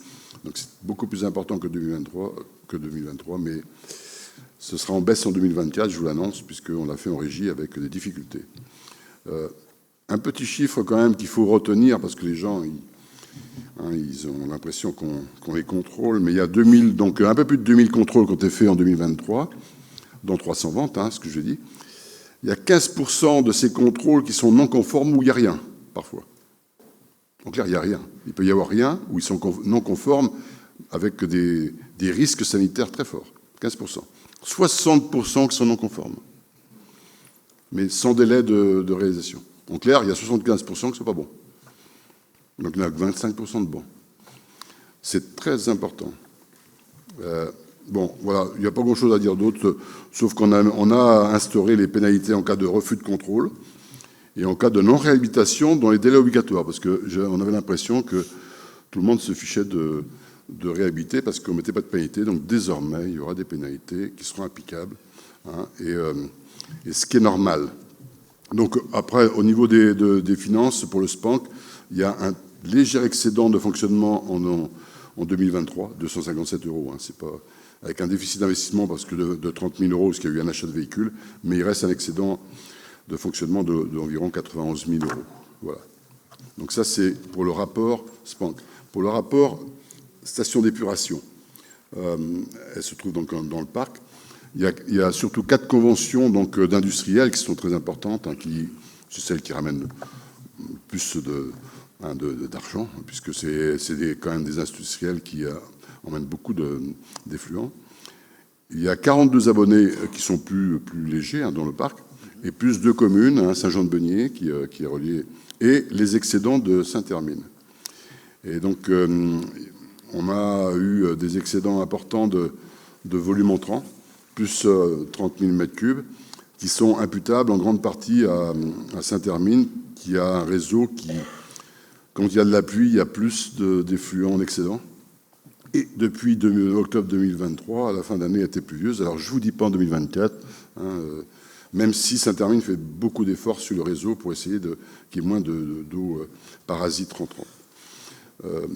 Rien à dire sur la station, elle se porte bien pour l'instant. Hein, il n'y a eu pas peu de travaux.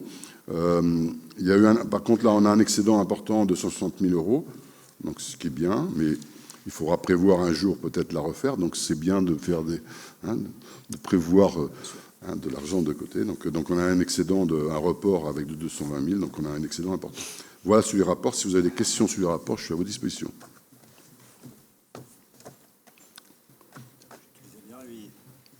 Pas réveillé du tout. Bon, donc est-ce que là, il faut les voter, ces rapports, ou c'est simplement une présentation? Hein? Il n'y a pas de vote. Bon. Alors, on va passer à la délibération suivante, qui est la plus simple. C'est ce que j'ai compris que beaucoup de communes l'ont réalisé sans pouvoir l'expliquer. Alors, ça part d'une bonne intention. Les redevances donc, qui sont prélevées pour l'agence de l'eau, qui sont redistribuées sur le terrain, donc qui sont quand même importantes. Hein. Il y a à peu près un budget de 400 millions € par an au niveau de l'agence de l'eau Loire-Bretagne, Donc ça passe, c'est parti de Paris, bien sûr, toujours. Il y a d'une bonne intention de simplifier, alors je dirais plutôt de clarifier, parce que les redevances, on ne comprenait rien. Ils ont dit, bon, on va simplifier tout ça. D'abord, c'est simple. C'est une assiette, donc un volume, multiplié par un taux, toujours. Et il y a la redevance prélèvement, vous prélevez, hein, c'est taxé. Mais ce n'est pas vous qui prélevez, c'est évidemment celui qui utilise l'eau, que ce soit Vendéo, là c'est surtout Vendéo pour l'eau potable, hein, qui prélève, mais aussi la SOR, Suez ou Veolia. Et donc, facile celle-là. Celle-ci, elle n'a pas changé, monté un peu, hein, et ils ont décidé de remplacer des redevances pollution et modernisation des réseaux, qui étaient un peu compliquées à calculer, par une redevance consommation. Simple. Vous consommez, vous êtes taxé. Et ça, c'est sur votre consommation chez vous. Donc, c'est pas difficile à comprendre. Hein. C'est sur la base de l'eau potable, hein, pour la consommation potable. Et ceux qui ont de l'assainissement collectif, c'est la même base. Facile à comprendre. Hein. Mais ils ont dit, bon, on va rajouter quelque chose qui s'appelle la performance, c'est-à-dire que si vous avez un bon réseau et que vous êtes bon, eh ben vous êtes... je ne vais pas dire que vous payez moins cher, vous allez payer moins cher que l'augmentation. Hein, c'est-à-dire que, voilà, c'est-à-dire que ça augmente, mais donc vous allez donc payer le moins possible sur ça. Et si vous êtes mauvais, vous allez taxer plus. C'est facile. Alors, tout ça, c'est facile à comprendre, sauf que est arrivé par là des bac plus 10 et qui ont fait des formules que personne ne comprend rien, quoi. D'accord ? Donc, pour les expliquer ça, il faut s'accrocher. Et ils ont dit, bon, il faut y aller mollo. Donc, ils ont mis des coefficients de modulation forfaitaire et maximaux. Voilà. Donc, c'est 0,2 pour l'eau potable et c'est 0,3 pour la performance. Et quand vous le mettez dans la formule, ça donne un chiffre qui se trouve en bas, là. D'accord ? Donc, voilà, donc, il faut absolument délibérer avant le 31 décembre, puisqu'autrement, je ne sais pas comment on fera pour... Il y a des contre-valeurs, donc je ne les explique pas, celles-là, mais qui sont bien déterminées par la performance des réseaux. Et après, donc ça donne une facture, donc ça, c'est ce qui nous intéresse, je pense, mais j'ai presque fini. Alors après, par contre, les collectivités, c'est ça qui est nouveau, devront payer directement à l'agence de l'eau. Donc c'est pour cela que les communes sont obligées de délibérer sur la performance. En simplifiant, sur une facture d'une personne à 120 mètres cubes, d'un usager, pardon. Un usager, c'est souvent 2 personnes ou 1,5, maintenant ça change. Donc, si vous payez une facture avec l'assainissement de 550 à 600 euros, à peu près, avec un prix moyen de 4,64 euros, sachant que le prix de l'eau potable, c'est 2 euros, et puis l'assainissement, ça dépend des communes, vous payez à peu près 10% de redevance. Et là, la modification qui est apportée, c'est-à-dire que 10%, ça fait 55 euros, quoi, à peu près. C'est que si vous êtes performant, vous allez payer plutôt 52 euros de redevance, et si vous n'êtes pas performant, vous paierez 85 euros. Voilà la différence. Tout ça pour ça. D'accord ? Enfin, ça fait rentrer quand même de l'argent. Voilà ce que je peux vous dire sur ça. Et donc, la délibération, elle reprend tous ces éléments. Là, comment on a transféré vers la consommation, les contre-valeurs, et on arrive avec un taux de modulation, et donc c'est là que tout se complique, que je vous demande d'approuver la fixation à 0,084 euros par mètre cube, la contre-valeur. Vous ne pouvez rien y dire, vous êtes obligé de dire oui pour ça. Et donc de transmettre l'ensemble de cette délibération qui est complexe, mais qui part d'un bon sentiment, que plus vous êtes mauvais, plus vous paierez, plus vous êtes bon, moins vous paierez. Voilà. J'ai été clair ou pas? Est-ce que vous avez des questions sur cette... Alors, ça concerne évidemment les 23 communes qui sont aussi dans l'assainissement collectif. Et là, nous, on prend ces délibérations pour la station d'épuration du parc Atlantique. Ouf. Ce qu'on a fait, là, pour m'amuser, j'ai demandé à l'agence de l'eau de me faire un truc pour qu'on soit capable de l'expliquer en 3 minutes d'une manière simplifiée. Ils m'ont envoyé 10 diapos que je vous ai envoyés. Et si vous êtes capable maintenant de les simplifier, je suis preneur. Je suis capable. Ce que j'ai demandé aussi. Merci. Bon, c'est bien. C'est bien. Formidable. Est-ce que vous... Donc là, il faut que je fasse voter, je suppose. Parce que Ah merde. Donc je vous demande d'approuver la fixation à 0,084 euros par mètre cube de la contre-valeur et d'approuver que cette contre-valeur de la redevance pour performance soit facturée et recouvrée auprès des usagers du service public d'assainissement collectif et reversée à la collectivité compétente. Est-ce qu'il y a des oppositions? Des abstentions? Je vous remercie. Et merci de votre patience sur un dossier peu simple.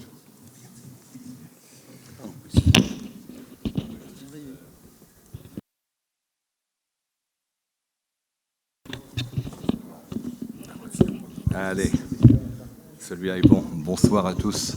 Donc, je vous propose quelques délibérations concernant le secteur des déchets. Et d'abord, comme pour d'autres délibérations ce soir, la fixation des tarifs. Alors, moi, je ne peux pas dire qu'on maintient comme l'année dernière. Dans la première délibération qui concerne les professionnels qui apportent des déchets en déchetterie, voilà, on cherche à les dissuader, les professionnels, d'apporter du tout venant, parce que c'est ce qui nous coûte le plus cher. J'en parlerai tout à l'heure avec le rapport 2023, d'où l'augmentation de tarifs proposée de 50 à 60 euros. Tout le reste, il n'y a pas de changement par rapport à l'année passée. Voilà.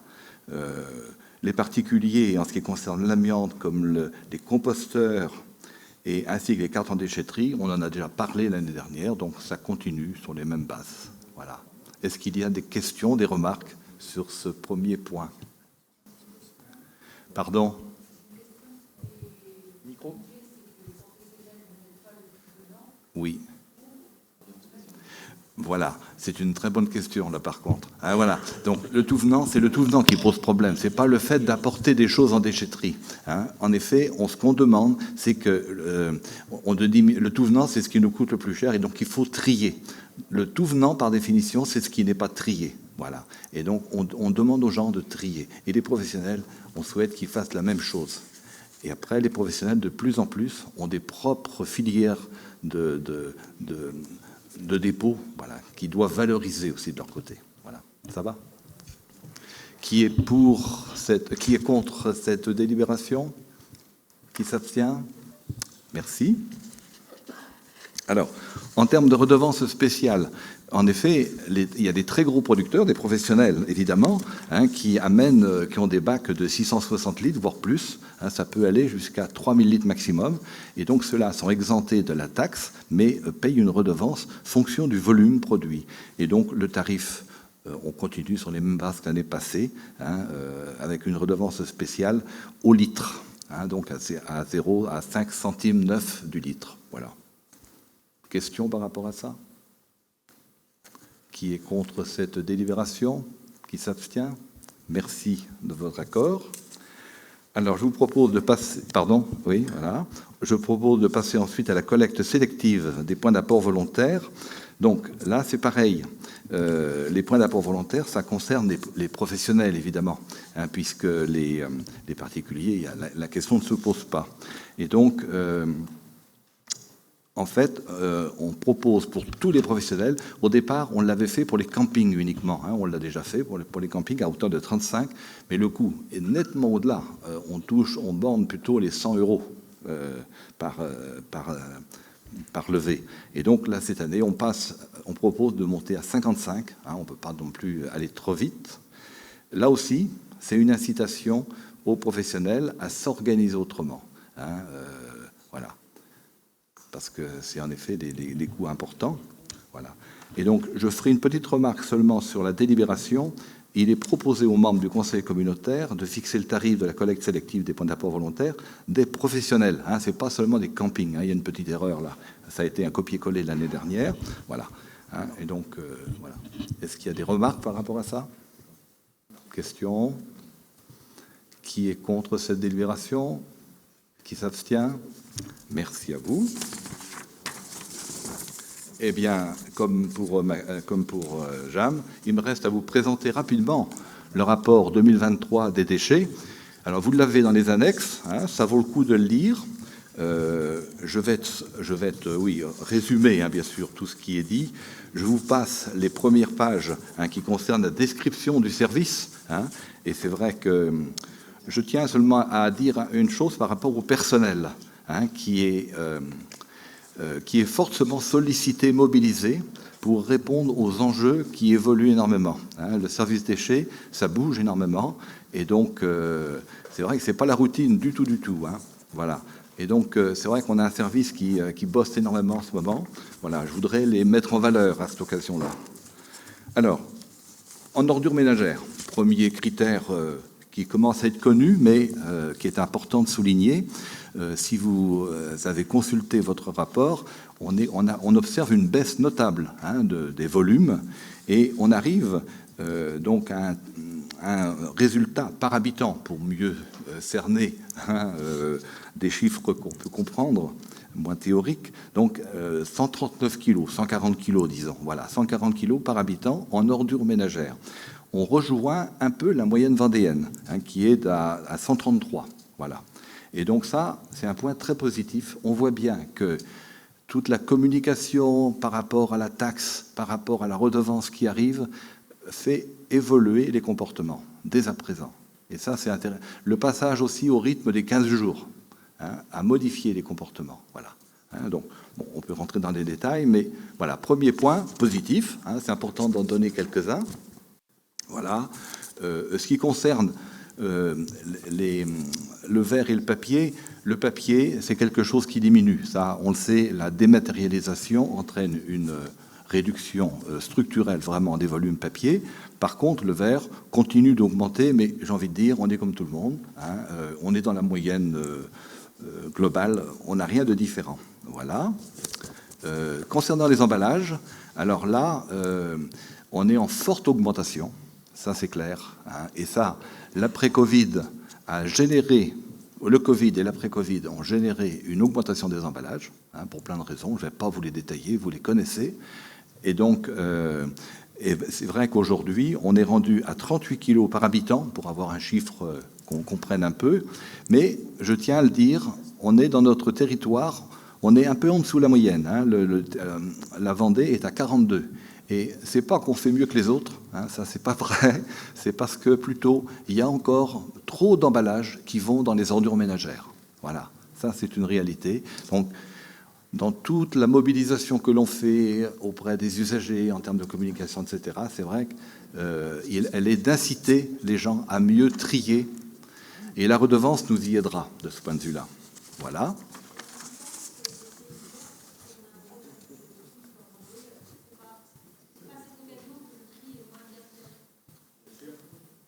Attends, j'ai pas compris ce que tu dis.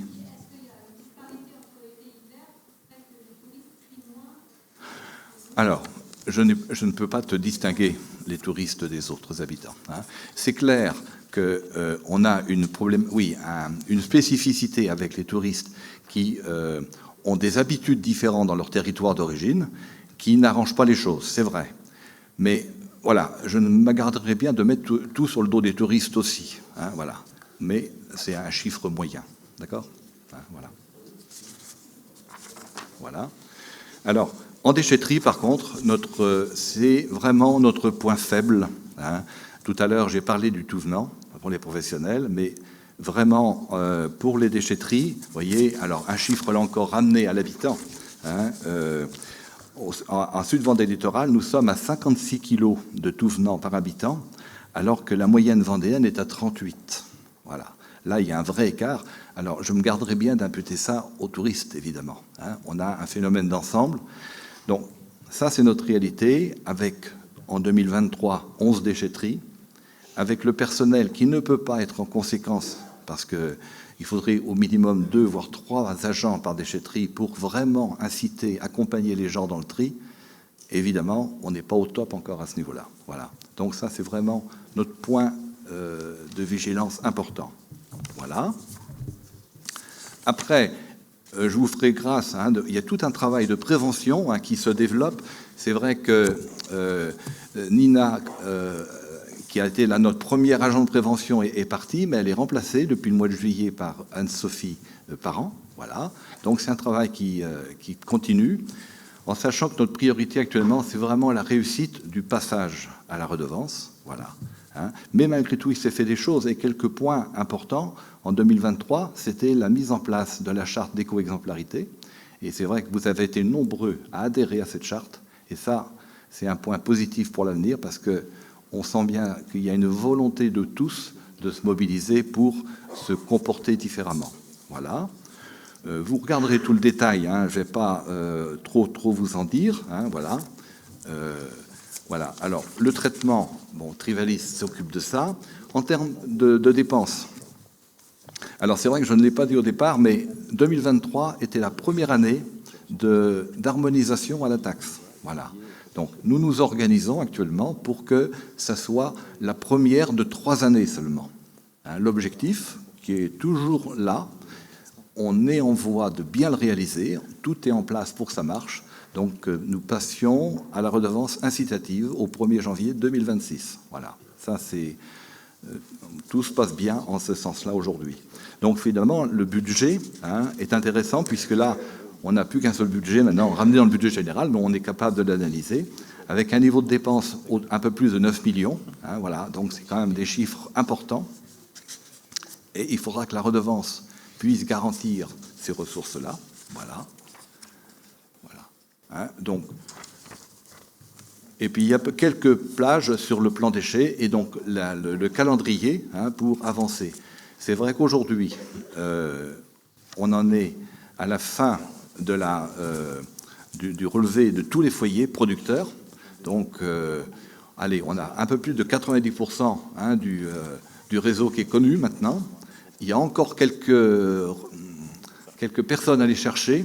Donc, on va les trouver grâce au fait que les bacs sont pucés maintenant. Et donc, dès que les camions vont tous être équipés, eh bien, les bacs non pucés ne seront plus prélevés. Alors ça, on aura les retours très rapidement. Hein. Les gens seront bien obligés de se déclarer, première chose. Et deuxième chose, la carte en déchetterie. Vous savez déjà que pour aller en déchetterie, maintenant, il vous faut la carte. Alors, ceux qui n'ont pas de carte, ben, ils appellent et puis ils obtiennent une carte et donc ils se déclarent. Et voilà, on avance comme ça. On a encore toute l'année 2025 pour peaufiner ça. Voilà. Je ne vais pas rentrer dans les détails du plan en cours. Hein, voilà. L'essentiel. Donc, on est un peu positif dans cette évolution avec des points de vigilance. Voilà. Questions, remarques? Bon. Merci des quelques questions, malgré tout, parce que on est quand même très, très questionné au niveau des services. Hein. Il faut le dire, ça. Hein. Les agents là, qui sont en contact des usagers sont très sollicités, mais ça a du bon, hein, parce que ça permet d'expliquer. Voilà. Et malgré tout, on voit que les gens jouent le jeu en majorité. Hein, voilà. Question voilà, il faut approuver qui est contre l'approbation de ce bilan. Qui s'abstient? Merci pour votre approbation. Je te passe la parole. Passez-moi le micro, s'il vous plaît. Qui fonctionne. Allez, bien qui marchait, hein, qui fonctionnait. Hein. Celui qui fonctionnait.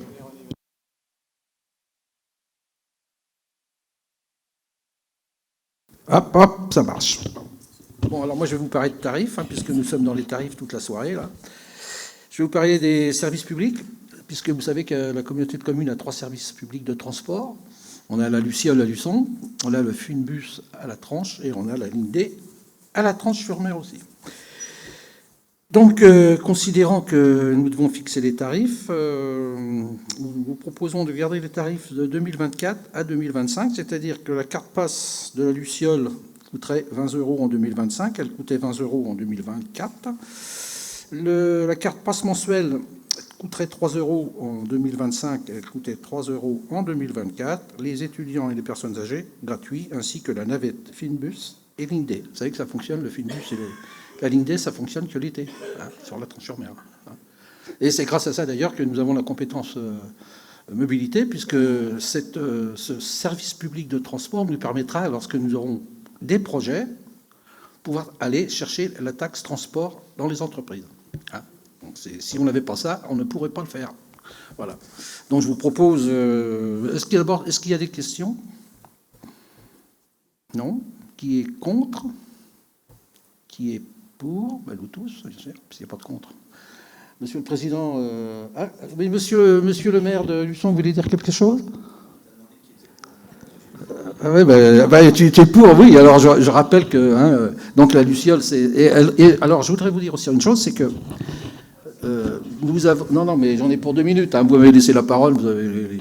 non, mais la mobilité, ça va être probablement, dans les années qui viennent, probablement une des compétences, une des plus importantes. Avec d'autres, bien sûr, il y en a 2 ou 3, mais qu'il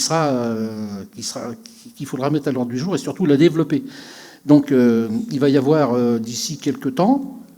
Monsieur le Président, je ne vais pas me tromper, parce que, bien sûr, il y a toujours de l'argent derrière, mais vous savez qu'on est associé à un groupement qui s'appelle Agir et qui peut développer les transports publics. Donc, c'est pas pour aujourd'hui, mais la Luciole va faire partie probablement d'une étude et pour voir ce qu'on peut faire de la Luciole, la rendre peut-être plus compétitive, c'est-à-dire, quand je dis compétitive, c'est pour les habitants, de manière à ce qu'ils puissent se déplacer, peut-être même en dehors de Luçon, mais ça, après, il y a des coûts, hein, vous savez que ça coûte assez cher, mais enfin, nous, dans nos communes rurales, c'est la mobilité qui est presque primordiale, puisqu'on se déplace qu'en voiture, quand les gens en ont.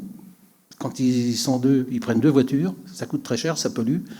Et tout ce qui peut amener les gens à reprendre les transports publics que nous avons, ou les transports publics de la région, puisque la région aussi, vous savez que la région, elle a mis en place un système de transport à la demande. Vous pouvez donc, pour les personnes de plus de 75 ans, on va les chercher chez eux, mais on peut participer... Il faut l'améliorer, on essaie de l'améliorer. Et vous avez un car qui part de Luçon et qui va jusqu'à La Rochelle, qui a été modifié Et ces cars, il fait en sorte que les gens puissent arriver à La Rochelle à 8h30.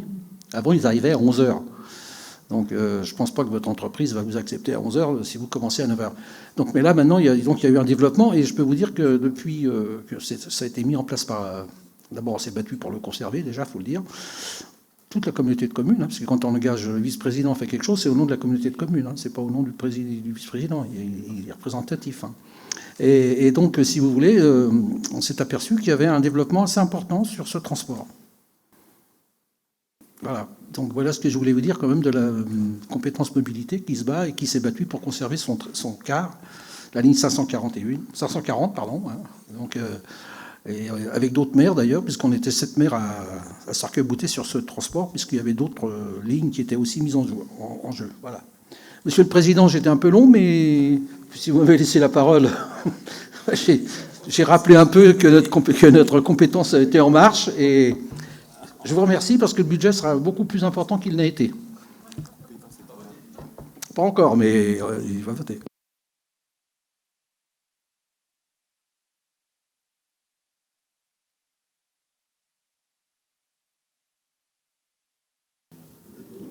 Voilà.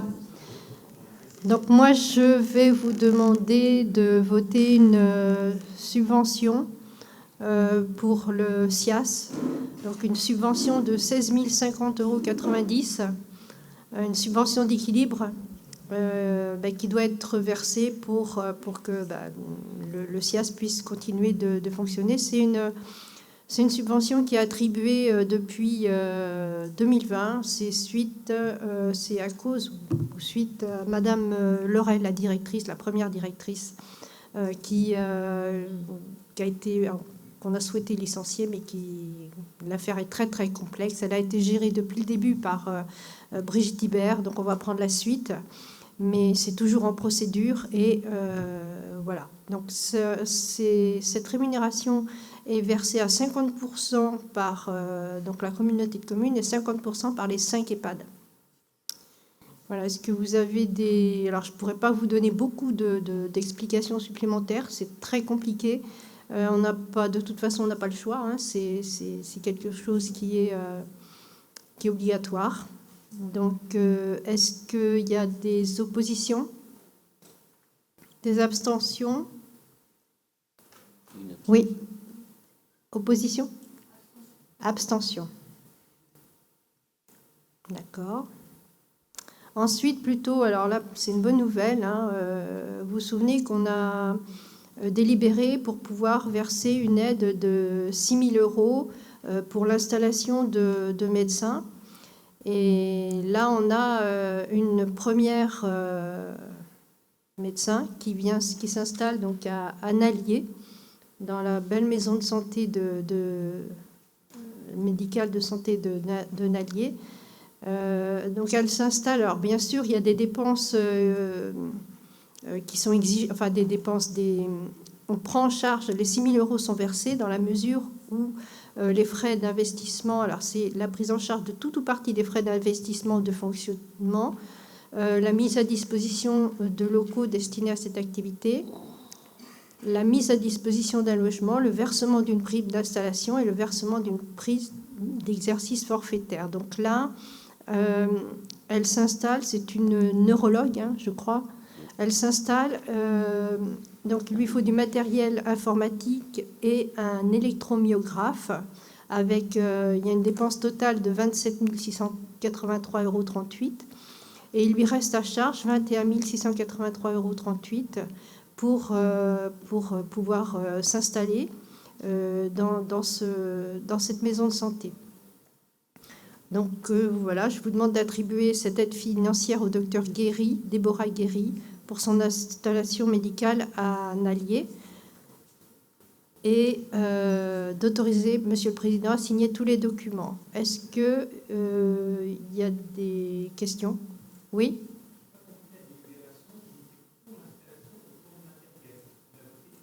C'est pour permettre l'installation, mais c'est pour... il y a 5... Comment?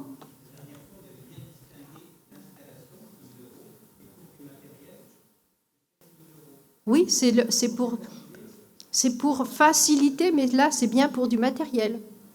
Matériel informatique et électromyographe. Oui.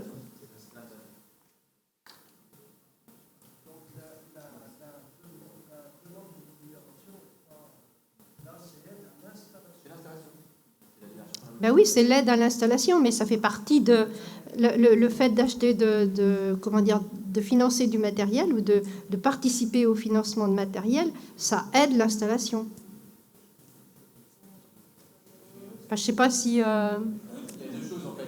Ouais. On est sur une aide à l'installation, c'est la réunion qu'on a fait précédemment. Effectivement, la neurologue a décidé de flécher sur du matériel. Oui. Ça, c'est son choix. En fait. Nous, une aide à l'installation. Alors, avec les 5 critères que je vous ai...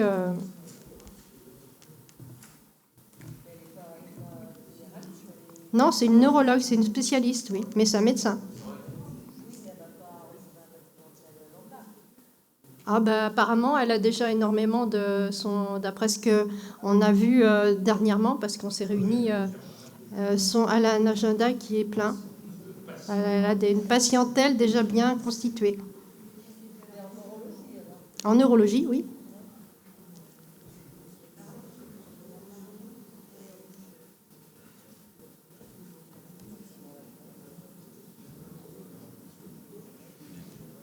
Bon. Est-ce qu'il y a des abstentions, des oppositions pour cette aide? Non, merci. Bonsoir. La délibération numéro 43, c'est mise à disposition de matériel pour des manifestations culturelles et pour fixer le prix de location. La communauté de communes possède de matériel dont une scène mobile, des grilles d'exposition, des praticables, des bancs et des chaises pliantes qui sont utilisés principalement pour des événements culturels portés soit par les communes, soit par les associations. Jusqu'à maintenant, il n'y avait pas de tarif, c'était gratuit et on vous propose de continuer cette gratuité. Est-ce qu'il y a des questions? En sachant que la scène mobile, je peux vous dire, à partir du printemps et l'été, elle est très, très demandée. Voilà. Y a-t-il des questions? Pas de questions, mais au vote. Qui est contre? Qui s'abstient? Je vous remercie.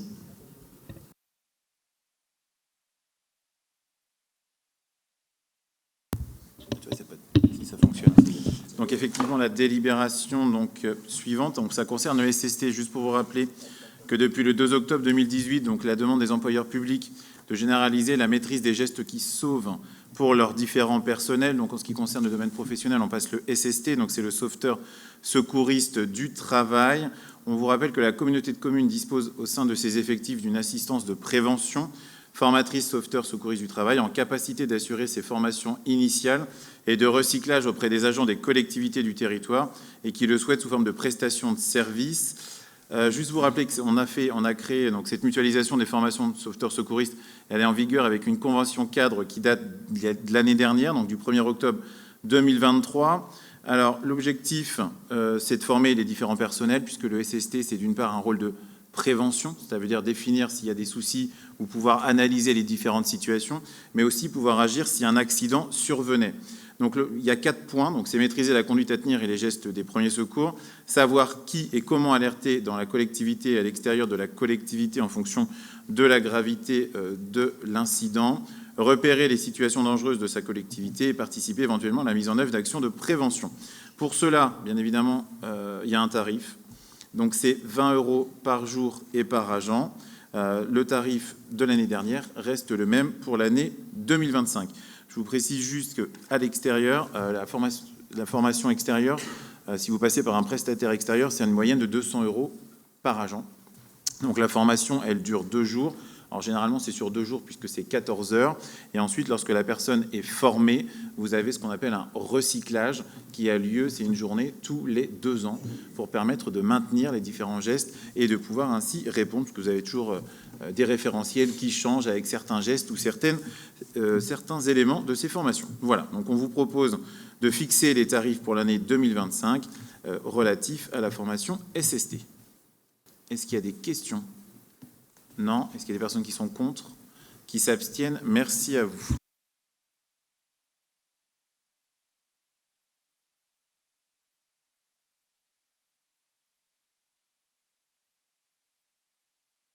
Ah, merci Arnaud. Donc, délibération suivante, c'est le point 45. C'est concernant les indemnités de fonction du président et des vice-présidents.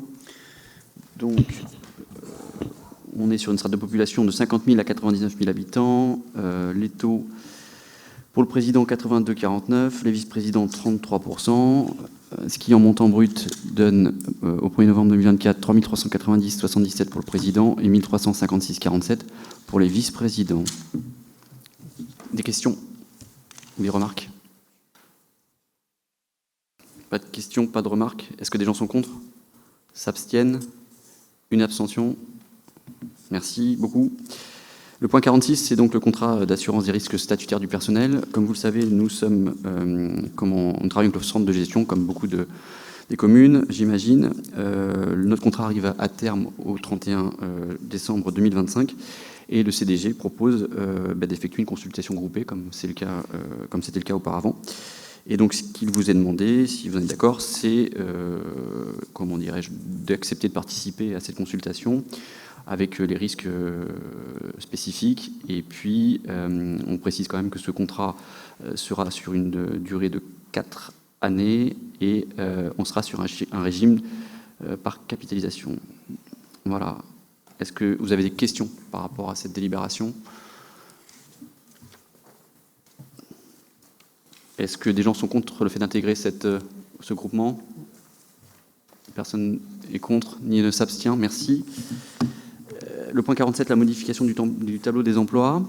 Donc, on a la mutation interne d'un agent d'entretien, qui était auparavant à 15 heures par semaine, et qui va basculer sur le poste d'agent en charge de la navette documentaire, 17h30 par semaine.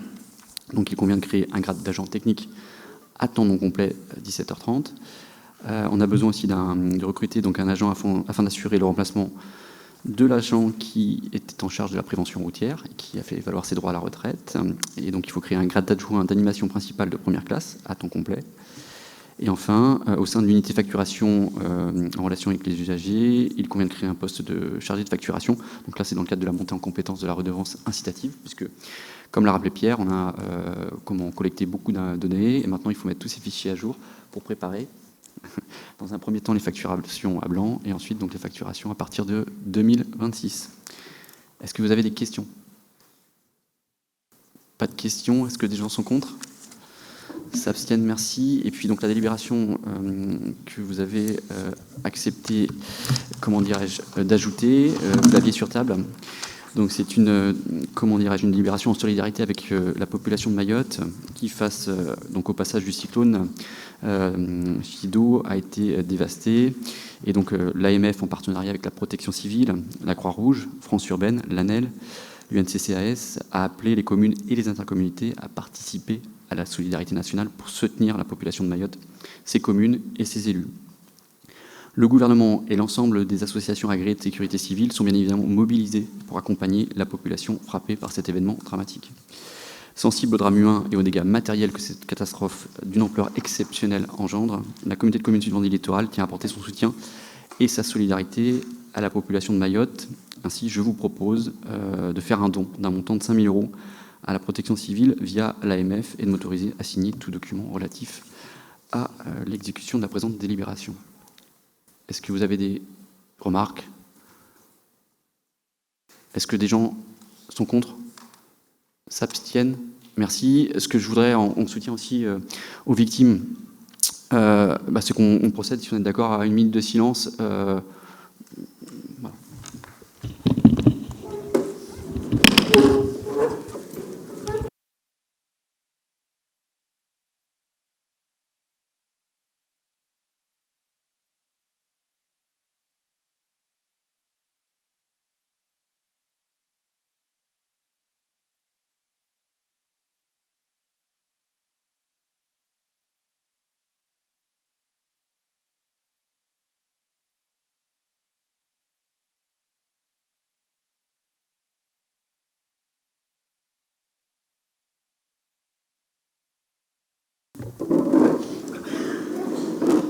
Merci beaucoup.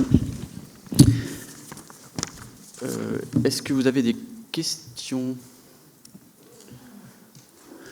Bien, pas de questions. Alors, je vous rappelle que donc les vœux auront lieu à Chaillé le 7 janvier prochain, c'est un mardi.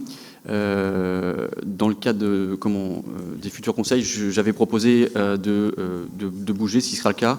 On aura un conseil en février sur Luçon, un Saint-Termine au mois de mai, Mareuil très certainement en septembre. Donc voilà, il y aura une rotation sur le territoire comme je m'y étais engagé.